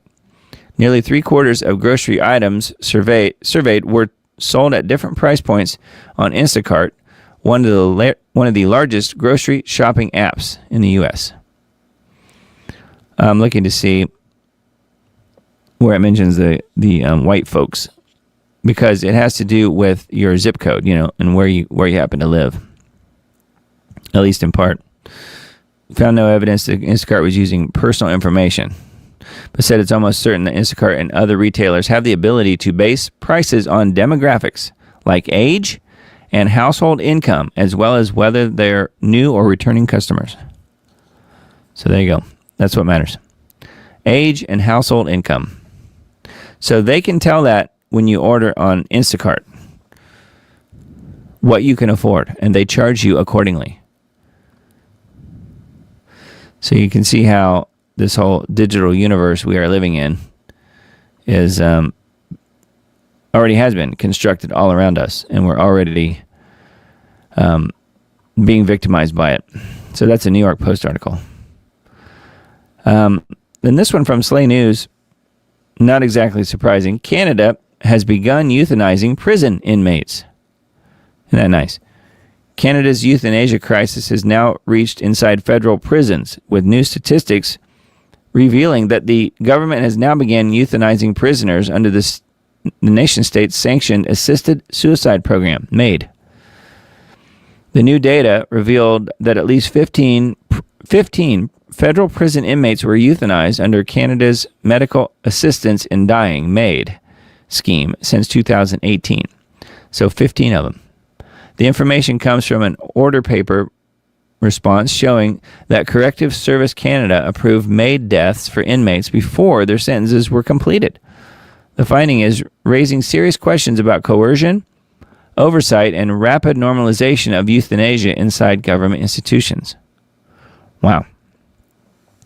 The numbers show a grim escalation, revealing that inmates have been euthanized every year since the expansion emerged in 2018. The documents leave out key details, including the identities of the inmates, the prisons where deaths occurred, or whether the individuals were male or female. The government also refused to clarify whether each case fell under Track 1 MAID, terminal or serious illness, or Track 2. Track 2 is the far more controversial category, permitting euthanasia even when natural death is not foreseeable in situations such as depression or poverty. So if you wanted to kill yourself over depression or poverty, you could use the MAID system in Canada. Wow. What is clear is that since legalization, 67 federal inmates have applied for MAID, with requests rising sharply in the past 2 years. 67 federal inmates have applied for MAID. Wow. It says, according to a new report, Canada has euthanized 90,000 people since 2016. So the government is one of the top leading killers / murderers in the country of Canada. I'm sure that's definitely not an accident. That's the way it's supposed to be. Rasmussen reports just 23% think AI could do their job. Even though a majority of Americans believe that artificial intelligence may be doing most jobs in the future, they don't see it as a threat for their own employment. They just don't understand it then, if you ask me. The latest Rasmussen report, National Telephone and Online Survey, finds that 64% of American adults think it is likely that most jobs in America will be done by artificial intelligence 25 years from now, including 27% who say it's very likely. 28% don't consider it likely that AI will be doing most jobs by 2050. Wow, these people are clearly not following what's happening with AI. Anyway, a survey of 1,324 American adults. So I would say that they are wrong about that, especially if they are, white-collar folks. If they're blue-collar folks, I think their jobs are a little safer, honestly. Anyway, that's on RasmussenReports.com. And I only read what I could read. The rest of it is behind a paywall, unfortunately. But that is, it's a good site, and they have some good statistics for sure. Wise Wolf Media this week. The perfect lie machine. Deepfakes have delivered Satan his greatest weapon yet. How 6 corporations ended up controlling everything you think is true. So there is the most recent post on here. The fallen angel that became the werewolf saint. How a dog-headed cannibal became one of Christianity's most beloved saints. So that's a weird one. Restack this. It says Joe Rogan, billionaire occultists, and the AI Antichrist they're building right now. Revelation warns about an image that speaks and demands worship, and a Swiss church just built the beta version. Okay, I guess we have to see that one. Let's look. I wanted to see if there's any further information here on this Substack post. As far as what the Swiss are doing, not metaphor, not allegory, plain warning, an image. Given power, it speaks, it demands worship. Palantir, yep. Joe Rogan's prophecy from hell. Joe Rogan said Christ might return as an AI. I don't think so, do you? Here's a section that says what Scripture actually said would happen. The golden calf in a server farm. The infrastructure of the mark. Interesting. And if you refuse, you don't eat, you don't work, you don't exist. Mm-hmm. The church's betrayal. Here's what should make your blood run cold. A church participating in this. Yep. Your soul is at stake. What you do matters. What you do now matters. So anyway, that is just some of the bullet points here on this article. Wise Wolf Media on Substack. Always good. All right, couple articles from WNG.org. Trump rule on AI seeks to overrule state laws. Mentioned this earlier, but yeah, this is not good. Not good. Achieving global dominance in AI requires cutting burdensome regulations across the states. Burdensome. Yeah, holding back the states, that's very burdensome. You wouldn't want to do that. Might get in the way of tyranny. According to an executive order signed by Trump on Thursday evening, the directive called out states for creating a patchwork of regulations, saying they impinged on interstate commerce. So they're couching it in interstate commerce. Trump highlighted Colorado's law as particularly unacceptable for mandating anti-discrimination coding for algorithms. It says what will happen to state laws. States and territories have introduced more than 1,200 pieces of legislation related to AI since 2024. Wow. Around 60 laws took effect related to AI use in the private sector in documenting the provenance of the AI products. The executive order called on Attorney General Pam Bondi to set up AI litigation task force to review state laws and challenge them in court if they exceed the president's framework of a low regulatory burden for AI. States out of compliance could lose some federal funding. So there you go. They've couched it on federal funding. So if you don't follow along, we're going to cut your funding.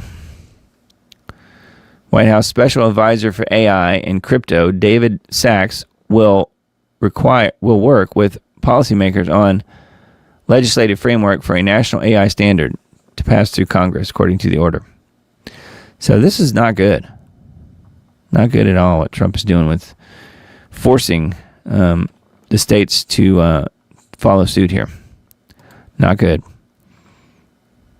Another one from WNG.org. Disney greenlights AI-generated fan content. R2-D2, Stitch, and Lightning McQueen are copyright-protected characters, but they will soon feature in AI-generated videos on social media with the blessing of Walt Disney. On Thursday, the media giant behind studios like Star Wars, Marvel, and Pixar announced a 3-year licensing agreement with OpenAI. The plan allows users of OpenAI's Sora short-form video generator to work with more than 200 licensed characters, but only animated, masked, or creature ones. The deal does not include the likenesses or voices of any Disney actors. In exchange, Disney is making $1 billion equity investment in OpenAI with the opportunity to buy more of the future in the future, more stock in the future. Disney CEO Robert Iger said the partnership would put tools for creativity and imagination in the hands of fans. Wow. What about other AI companies? Disney sued AI company Midjourney in June for copyright infringement and sent a cease and desist letter to Character.ai in September, one day before announcing the deal with OpenAI. Disney sent a cease and desist letter to Google, saying the company's image generators are infringing Disney's copyright for its characters. When asked about the letter, Iger told CNBC his company has been aggressive in protecting its intellectual property, but multiple rounds of conversation with Google did not lead to the protections that Disney wanted. Anyway, pretty interesting. Looks like they're going to license some of the beloved Disney characters to AI, but only if you're on OpenAI and only if you're using Sora, which is one of their products. So, wow. LeoHoman.com. My 2026 outlook: economic indicators, AI-powered digital takeover of human identities, and the march to war. What's up for the economy, technocratic surveillance strategies, and the war on the middle class? Question mark. And there's a lot going on under the radar as we wind up the year 2025, especially with regards to war, the economy, and the continued takeover of society by artificial intelligence, to the detriment of that forgotten document that underpins our republic called the U.S. Constitution. So here's a breakdown from Leo Homan, how it's likely to continue playing out in 2026. So that's an interesting one. This is the actual article here on his Substack, talking about Trump removing AI constraints and so forth. Nations preparing for war. So, pretty wild. Natural News article: 1,000 evangelical pastors commissioned as pro-Israel ambassadors in Israeli-funded summit. Does anybody think that Israel is not taking over the world at this point? Because it sure sounds like it, doesn't it? Over 1,000 American evangelical pastors and influencers attended an all-expenses-paid trip to Israel. Gee, I wonder who funded that. Organized by the Friends of Zion initiative and funded by the Israeli Foreign Ministry, which probably means the American taxpayer. The event aimed to solidify evangelical Christian support for Israel amid growing global criticism of its military actions in Gaza and the West Bank.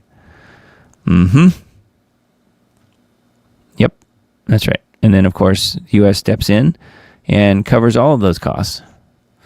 Netanyahu personally addressed the group, urging them to stand up and be counted and counter anti-Israel narratives among young people. Evangelical leader Mike Evans framed the summit as a counter-ideological war against declining support for Israel in the United States. Gee, I wonder why their support is declining, especially amongst the young folks. Yeah, that would be called genocide. That's why. Evangelical force shaping Israel's future. Another bullet point here. And then Noam Chomsky's historical origin of Christian Zionism. Embedded video here. So anyway, I thought that one was kind of an interesting one. I wanted to point that out. But yeah, I do think that Israel is in process of taking over the world at this point. I'm not joking. All right, Wine Press. Hack attack. Trump reportedly turning to private firms to launch offensive cyber attacks against, quote, foreign adversaries. Trump approves first round of crypto stablecoin banks ahead of Genius Act implementation. Bipartisan Congress overwhelmingly passes $901 billion military defense bill. And money for Ukraine and Israel. Of course. They always get paid. Special report: the EU must be broken up or we will all die. We've got a video on this, actually. We'll watch this in a minute. As the globalist puppet masters pull the strings on their Frankenstein monster known as the European Union, President Trump must go on the offensive and shatter the bureaucratic beast once and for all to avert nuclear Armageddon with Russia. Yeah, you would think so. Anyway, that is a John Bowne report. We will watch that here in just a minute. EU must be broken up or we will all die. I don't disagree. ICE removes nearly 10,000 truck drivers from the road for failing English tests. More than 9,500 truckers have been removed from America's roads for failing English tests, Transportation Secretary Sean Duffy has revealed. Since Trump's return to office, there's been an intense scrutiny on the safety of American roads as a result of a series of fatal crashes involving foreign and non-domiciled drivers. More than 9,500 truckers have been removed from America's roads for failing English tests. So that's good. We've now knocked 9,500 truck drivers out of service for failing to speak our national language, English, Duffy wrote in an X post. This administration will always put you and your family's safety first, except when it comes to AI or many, many other things. But I think this is good that they're doing this, though. The tally stretches back to May when the Department of Transportation reinstated penalties for drivers who cannot read or speak English sufficiently well to drive a commercial truck. America first means safety first, he said. Anyway, on the surface, though, it seems like that's a good thing that they're getting rid of some of these people that can't even speak English, let alone read English, and they're driving big rigs. Forget that. All right. Not the bee. This is a follow-up article on one of the guys that was recently shot in that attack. National Guardsman shot in the D.C. attack can now stand with assistance and breathe on his own. We've got a very encouraging update from the deadly terror attack in D.C. last month, where 2 National Guardsmen were shot by an illegal Afghan refugee. Guardsman Sarah Beckstrom sadly passed away shortly after the attack. But fellow Guardsman Andrew Wolf is making huge improvements in his recovery at MedStar in D.C. Yes, this is great news. Here is more from CBS. He is now breathing on his own and can stand with assistance. Important milestones that reflect his strength and determination, his neurosurgeon said. His medical team said Friday that Wolf is ready to transition from acute care to inpatient rehabilitation based on his recent improvements. That's absolutely awesome to read. Could have been so much worse. So I just wanted to give you the update there on Mr. Wolf. I'm glad to hear that he's doing better. That is definitely good news. All right, GeoWatch for this week. We have Secret Weather Program. Geoengineering Watch Global Alert News, December 13th, show number 540. Hard to believe we're that far in. Okay, let's see here. We have... You're good, Doug. Okay, thanks, Emily. Appreciate that. Secret Weather Program allegedly exposes Americans to toxic chemicals and deadly UV rays. A blend of unusual weather conditions brings trillions of gallons in persistent rain to the Northwest. Catastrophic Pacific Northwest floods leave 100,000 facing evacuation. Those are all recent headlines. The reality of global climate engineering operations is finally being fully exposed, while the weather makers triple down on their atmospheric onslaught. The latest installment of Global Alert News is below. All are needed in a critical battle to wake populations to what is coming. Anyway, that is on GeoWatch. I think this the browser didn't load the Rumble video for some reason, but it was because my browser was struggling to keep up. But I think we're back in working now, so that's good. So here is the the 6 to 10 day outlooks here on the scheduled weather. Notice that it's very warm coming up here between December 20th and 24th. Right now where I am, it's really cold. I think we had a high of like 21 or something like that today. It was cold here today. But it's because of the chemical ice nucleation that they've been scheduling for the last few days and indeed implementing for the last few days. So yeah, it's cold here, but it will rebound very, very quickly. So this is the next temperature, outlook probability map here between December 20th and 24th. So it looks like it may be a warm Christmas. I don't know, depending on where you are. So we don't really have the half and half split. They reach a point where they can't really cool things down constantly. So it does rebound in between those cool down periods. So that's what we're seeing here. That is a scheduled weather outlook. And then climate reanalyzer, notice, at least where I am here, we're 13 degrees below normal. That's based on today's temperatures. Like I said, it was minus 21 here. I'm sorry, it was 21 degrees here today. So if you just add 13 to that, that would be about what it normally would be this time of year, if there's such thing as normal.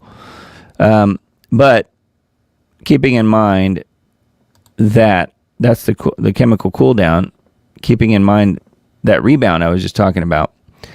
So this is starting Wednesday this week, December 17th. We're going to be back to 7 degrees above normal. So we're going down, we're going from 13 degrees below normal, so being below, to being above normal, just in a couple days. So we're going to jump to 7 degrees above normal, and then for the longer outlook here, 6 degrees above normal as well. So this is the warmer temperatures. This is as of the 20th, December 20th. So again, it's looking to be like it may be a pretty warm winter, at least a warm Christmas coming up here. But it's cold right now, but only because it's artificial. So I just wanted to point that out. All right, climateandeconomy.com. December 13th roundup. More talk about the sea ice, which we've mentioned quite a few times on this show, but they've changed the way they measure the sea ice. So any amount of slush is considered sea ice now. It doesn't have to be solid pack. Some Arctic warming irreversible, even if we cut atmospheric CO2, this article says. Hundreds of iceberg earthquakes detected at the crumbling end of Antarctica's Doomsday Glacier. So that's not good. Iceberg earthquakes. You ever heard of that? That's a new one. Polar bears in warmest Greenland are rewriting their DNA. Wow, they're pretty smart. Looking to see what else that might be worth mentioning. Droughts in Turkey. Okay, here's the sinkholes in Turkey that I mentioned earlier. Record heat in the Congo. So lots of heat, lots of floods. Israel, flooding in Israel. Iraq, water crisis. Deadly flood sweeps northern Iraq. The south faces a water crisis. So, wow. Geoengineering is wreaking havoc on this world of ours. So, lots of flooding. So, anyway, that's on climateandeconomy.com for this week. Little bit of a KC3 update. It depends on who you ask. I've had people send me articles and links to things saying, oh, King Charles doesn't have long to live. Or that he's not on his deathbed, but he might as well be. Those type of things. And here is an article that you could chalk up to that. And I have been very resistant to believing it just because I feel like the research on Charles at this point has been done really since the 1980s or 90s, that he will be the biblical Antichrist. So this article kind of supports that first idea that, oh, he's not long for this world. Cancer-stricken King Charles may invite Prince Harry to royal family's meaningful Christmas since it could be his last, insiders say. So Prince Harry, I guess, I don't know, they're estranged. I don't know exactly why. Don't care. Doesn't matter. Royal family may experience a Christmas miracle this year as royal experts believe it's possible that Prince Harry could reunite with his loved ones for the holiday. Who cares? That's not really what the point of this is. The point is they're talking about how this could be Charles's last Christmas. And I have always been, like I said, resistant to believe that. And here is further proof that what I'm thinking may actually be what happens. King Charles delivers emotional video message sharing that doctors have scaled back his cancer treatment after positive reaction to medication. Now, this is saying good news for Christmas. I think that's debatable, isn't it? Charles III may not be the best British king ever, but in times of political and economic crises, he is at least someone that people can look up to as he battles an unspecified form of cancer. The British public's emotions is constantly swinging between hope and worry as the headlines alternate between the king is dying and it's his last Christmas, which is what I just read, and the king is improving. Today we have a reputable report of this last kind, and the source is the king himself. This is a Fox News X post. Says, good news, King Charles says doctors will scale back his cancer treatment after he had received a positive response. Here's literally his quote. Today I am able to share with you the good news that thanks to an early diagnosis, effective intervention, and adherence to doctors' orders, my own schedule of cancer treatment can be reduced in the new year. So that is literally Charles's own words. So if you tend to believe that he's not long for this world and that he is going to be dying soon from cancer, don't buy it. Don't buy it. I don't think so. I do think something will happen to him, but I don't think it'll be cancer. I think it'll be something else. Something more along the lines of what Charlie Kirk suffered. But I don't think that will do him in. Or if it does, he will make a miraculous comeback. One of the two. And maybe it won't be a bullet. Maybe it'll be something else. But I do think that he's somebody that we should continue to watch, just because this cancer thing was a distraction, if anything, in my opinion. So anyway, and then let's see. And then I've mentioned this before. I'll just briefly mention it again. This is a screenshot here of Tim Cohen's book, where he figured out the gematria. Some people say gematria, but I think it's pronounced gematria in English and Hebrew. Prince Charles of Wales, or Charles Prince of Wales, either one, in English or in Hebrew, both add up to 666. That is pretty impressive that is even possible. So, and then again, this is his heraldic achievement, and that's something, again, that Tim Cohen talks about often, and how this gets into the whole book of Revelation and some of the imagery here that Charles has. This was his heraldic achievement when he was Prince of Wales. So, and it doesn't matter that he's now King Charles, because the Prince of Wales part of it was used to figure out, by decoding the fact that it's 666, that he will be the biblical Antichrist. So anyway, enough about that. I just thought it was really interesting. Sydney Hanukkah shooting fueled by years of anti-Semitic incitement. So I wanted to see what Israel 365 was saying about the Bondi beach shooting. And indeed, they do have a pretty big article front and center here. A Hanukkah celebration in Sydney's Bondi Beach descended in chaos Sunday evening after a mass shooting left multiple people dead and injured, according to Australian authorities, in what Jewish leaders are calling a targeted attack on a Jewish community. So anyway, they do have more information here on it. I was looking to see if there was anything new, or if it was mostly just what the mainstream media was reporting. It appears to be mostly what the mainstream media is reporting. Indeed, very sad that this happened. And yes, it was a targeted attack against Israelis, obviously. And it was done by Muslims, obviously. We know this. But will Australia step up and somehow punish the Muslim community for this? No, they will punish everyone. And in fact, they'll bend over backwards to make sure the Muslims' feelings aren't hurt. They will punish everyone else, though, for sure. So anyway, authorities continue to investigate the attack as the Jewish community in Australia and around the world reels from what many people are calling the most serious anti-Semitic acts of violence in the country's recent history. So again, this will be used to crack down on anti-Semitism across the world, but starting in Australia for sure. Again, a Commonwealth country under the leadership of King Charles III.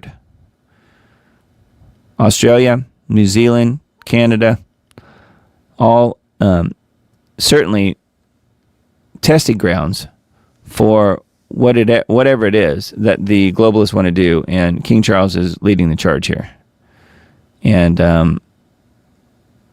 obviously it's very sad that happened, and that those people paid with their lives, and probably others will die, I'm sure, of their injuries. It's very sad, but they will use this crisis to continue pushing the whole anti-Semitic idea where you can't talk about anything that's negative when it comes to Israel. So it's going to be a worldwide thing, and they'll use this or things like it to be able to push that agenda. So we do have a Bob's Big Boy update.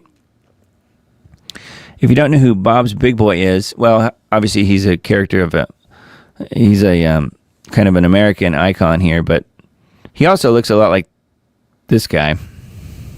I don't know why. I just feel like they look the same. I don't know. Speaker Mike Johnson declares, "The Bible is clear. Judea and Samaria are the land of Israel." House Speaker Mike Johnson stood in his Washington office this week and said what millions of Bible-believing Christians and Jews know to be true: Judea and Samaria belong to the Jewish people. The Bible is clear. Judea and Samaria are the land of Israel, Johnson told Samaria Regional Council head Yossi Dagan during a meeting that underscored the deepening alliance between Israel and its evangelical supporters in America. "I do not understand why we debate this anew every single day." Johnson's declaration carries weight beyond mere political rhetoric.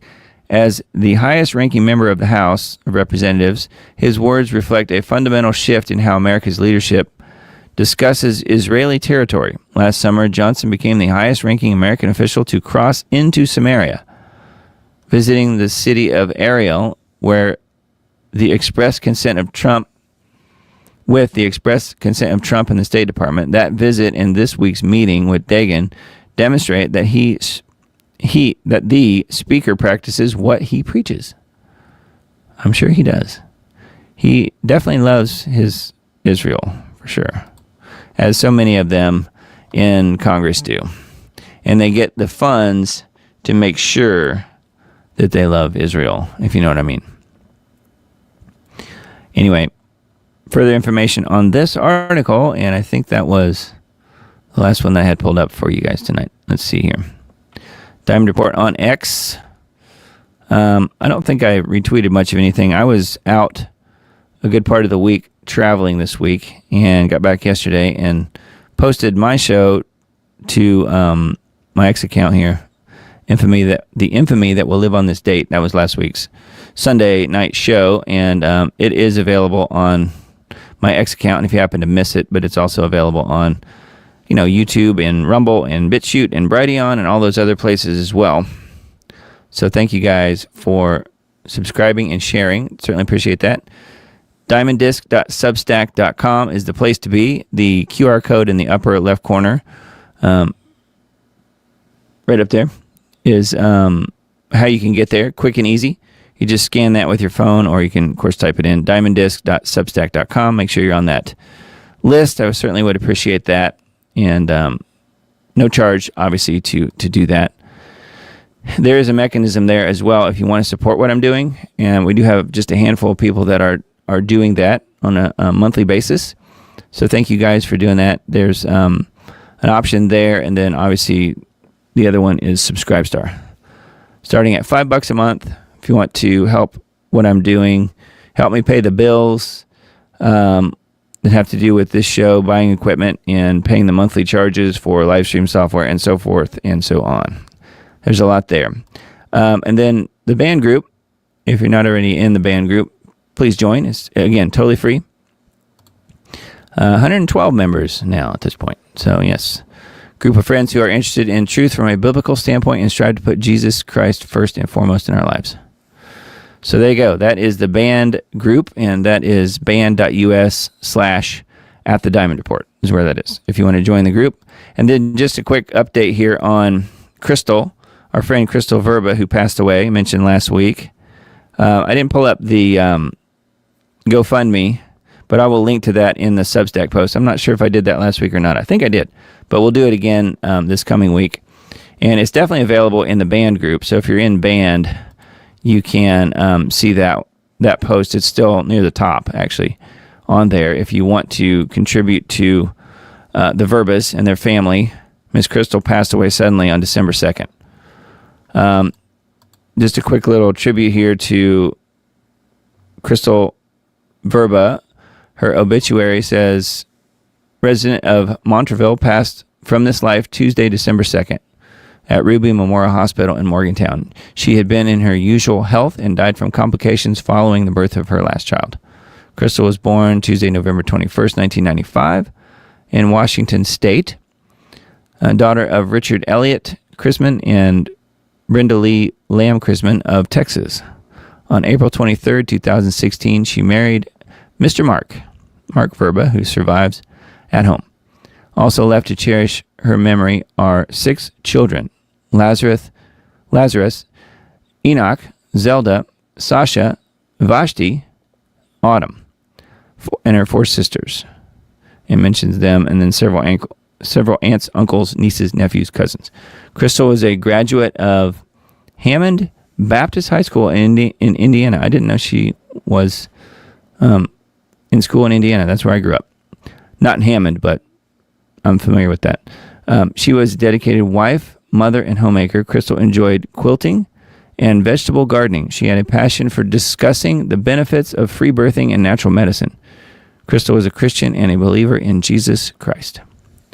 So the graveside service was held December 10th.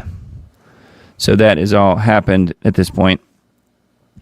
And I did see some Facebook posts about that. Mr. Mark posted this. Should arrive in 20 business days. The epitaph is from one of Crystal's favorite movies called Castle in the Sky. Crystal Lynn Verba.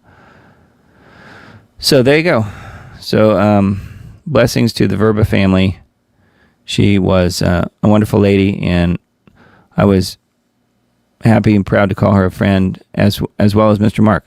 So prayers again for them. If you can help them out.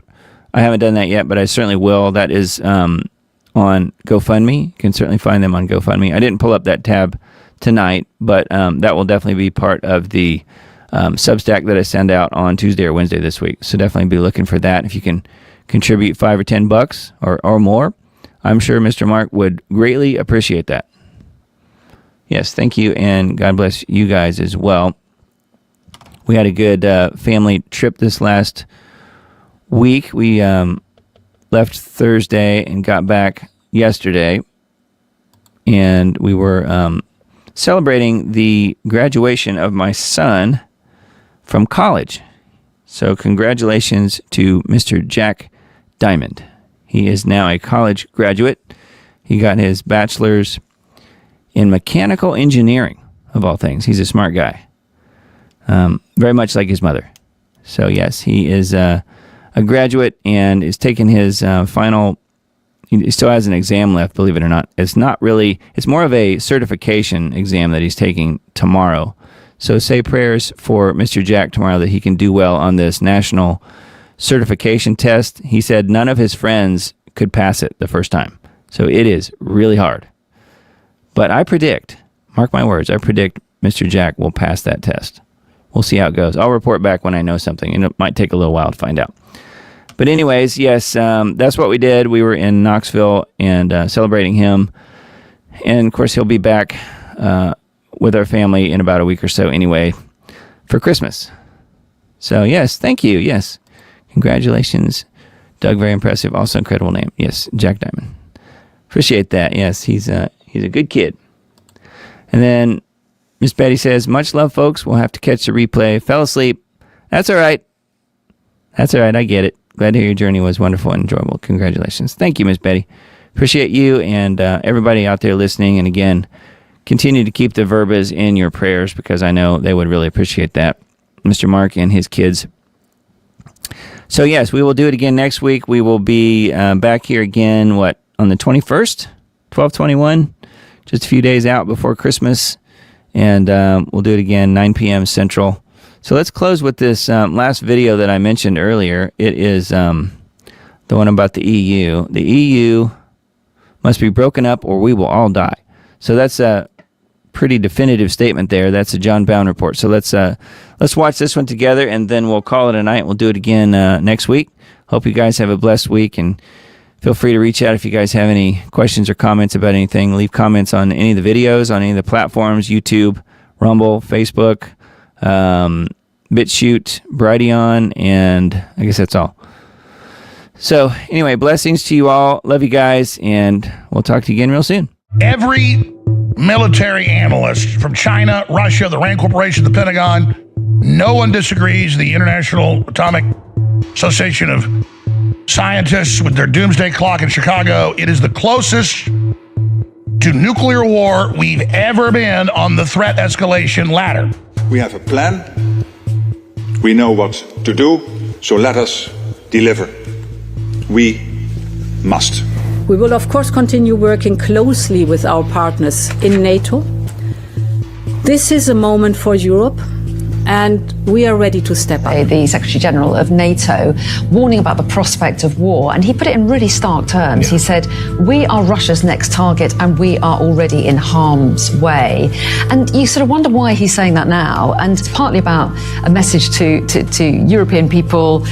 You do need to spend money on defense, but also getting people ready psychologically as well. Yeah. Now we are dealing with the third form of totalitarianism. This time it is liberal totalitarianism. So they are going to sacrifice everything, any normal rational interests, any normal values, in order to promote their crazy maniac agenda. He said a short while ago in some previous comments earlier that we must be prepared for the scale of war our grandparents or great-grandparents endured. We all agree that Ukraine is our first line of defense. We have to step up the military support for Ukraine. Unelected dictatorship, Ursula von der Leyen. Allied with the British Empire, that's the modern Hitler. The real thing, that is psychotic megalomania. That will get us all killed. That's the number one threat on earth right now. This witch. I want the leader of the European Union, which is now Ursula von der Leyen, to be democratically elected, because now is not elected. She comes inside the European Parliament and we say yes or no, but I think it's more of a show than actually vote, because she makes deals with all the political parties from before to vote. The real problem, it is the nuclear war between Russia and United States of America. That is the last call. That is apocalypse. That is Armageddon. If we could if we could reduce this danger, this threat to European Union, and if United States will stay out of it, I think that is the main reason why nuclear war will not happen. Number one, the war is won. Russia has won. If you want to stop the bleeding, if you want to have some sort of impact on how much further the Russians go in terms of absorbing territory, then sit down and admit that the war is over, that they've won, and hammer out some sort of solution. Because if you don't, this nonsense sponsored by MI6, the CIA, and Mossad in Kiev is going to continue. And as it continues, the Russians will move forward until they're confident that they have secured enough space, not just territory, but space, frankly, that allows them to feel secure as a nation. That Russia is not going to attack Europe. It's funny for us. It's laughable because we never wanted to attack Europe. Okay, let's put it in writing.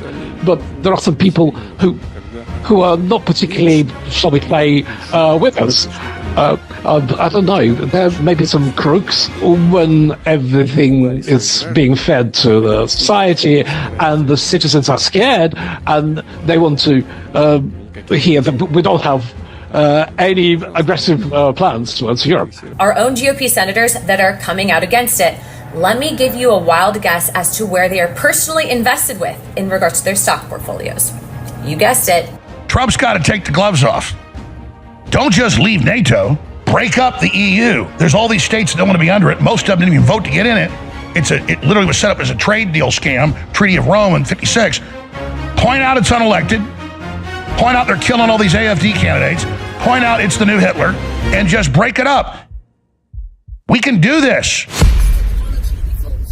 We need to build up societal immunity around information manipulation. In November of 2024, Australia passed the world's first online safety amendment, the Social Media Minimum Age Act, banning social media accounts for under 16-year-olds without parental consent override, effective December 10th, 2025. From December 10, people under the age of 16 will no longer have access to social media accounts. It's part of a new law to help keep under 16 safer online. Platforms including TikTok, Instagram, Facebook, Snapchat, YouTube, X, Reddit, Threads, Twitch, and Kick must take reasonable steps like biometric or ID-based age verification to enforce the rule or face fines up to nearly $50 million. Every kid is worried about this. They think it's literally their identity online. The law enjoys broad parental support in Australia, but is fiercely opposed by tech companies, the Electronic Frontier Foundation, and Elon Musk, who calls it a backdoor way to control access to the internet. They will glorify it, and they'll make it sound like a really fantastic thing, and it's completely not that. It's all trickery. It's all to push us into a communist style of living. Once again, the globalists have hitched what appears to be legislation for the common good to their wagon cart of totalitarian domination, a slippery slope that normalizes mass surveillance, risks sensitive data breaches, isolates teens from educational networks, and may drive minors to unregulated underground apps, setting Generation Alpha up to be surveilled to the nth degree once they reach 16 years of age. The company is also rolling out notifications warning teenagers of the ban, asking them to verify their age, which can be done in multiple ways: a driver's license, facial recognition, or Connect ID, which proves your identity through a bank account. Meanwhile, the EU's Digital Services Act, fully applicable since February 2024, imposes systematic risk assessments, rapid illegal content removal, and trusted flagger systems that were heavily influenced by Stanford University's Cyber Policy Center. Orwellian frameworks originally developed under the First Amendment with U.S. government agencies and later exported to Brussels. Under the DSA, the EU will find private global companies that operate right here in the US. Think Facebook, Instagram, YouTube, and X. Up to 6% of their global annual turnover every time they don't censor certain speech. And that speech is based on extremely vague terms like hate speech, misinformation, and online safety. On the flip side, there's no penalty for censoring too much speech, so corporations will be incentivized to err on the side of over-censoring, helping the EU clamp down on speech it doesn't like and moving the needle toward total narrative control. In other words, if you share something on Instagram that might break the rules somewhere in Europe, Meta will have to remove your post or face a fine of about $10 billion. That's billion with a B. This same group, the Stanford Cyber Policy Center, brought over the head or deputy head of the Sweden Psychological Defense Agency so that censors in America could learn from censors in Sweden about the best way to psychologically defend the public against populist right-wing news sources effectively.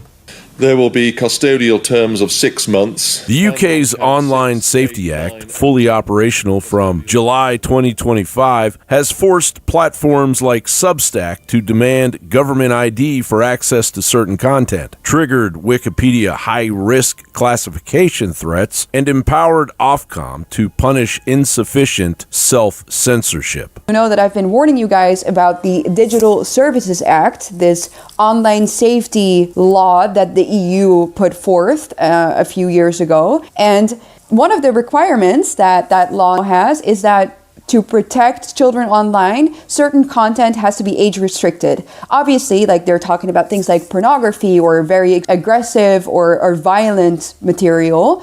But also, yours truly has been flagged as someone who creates sensitive content. And so all of my posts now have this sensitivity warning, and you have to actively go and click it and verify your age to be able to see what I post and what I write. All of this now amplified by cases like Irish teacher Enoch Burke's repeated imprisonment and an indefinite term of imprisonment for defying court orders tied to pronoun policy. There are two judgments of the Court of Appeal extant with diametrically opposite findings on a most serious aspect of the disciplinary process, i.e., what is the basis for the disciplinary action against Enoch Burke. The Disciplinary Appeal Panel has scheduled a hearing for Saturday, the 13th of December next. But recent historical precedent strongly suggests these measures will detonate on the launchpad. Kenya's 2022 to 2024 internet shutdowns, India's world-leading blackout record, Bangladesh's failed 2024 nationwide cutoff that hastened regime collapse, Nepal's reversed TikTok ban, and Mexico's throttled protest networks all backfired. VPN and encrypted app usage exploded. Citizens innovated offline and decentralized coordination. Economies suffered massive losses. Courts struck down the restrictions, and public anger intensified rather than subsided. As Australia, the EU, and UK doubled down on age gates at their globalist masters' insistence toward identity verification and algorithmic policing in the name of safety, heavy-handed online censorship will only strengthen resistance as this tyrannical house of cards built on technocracy buckles in the winds of freedom.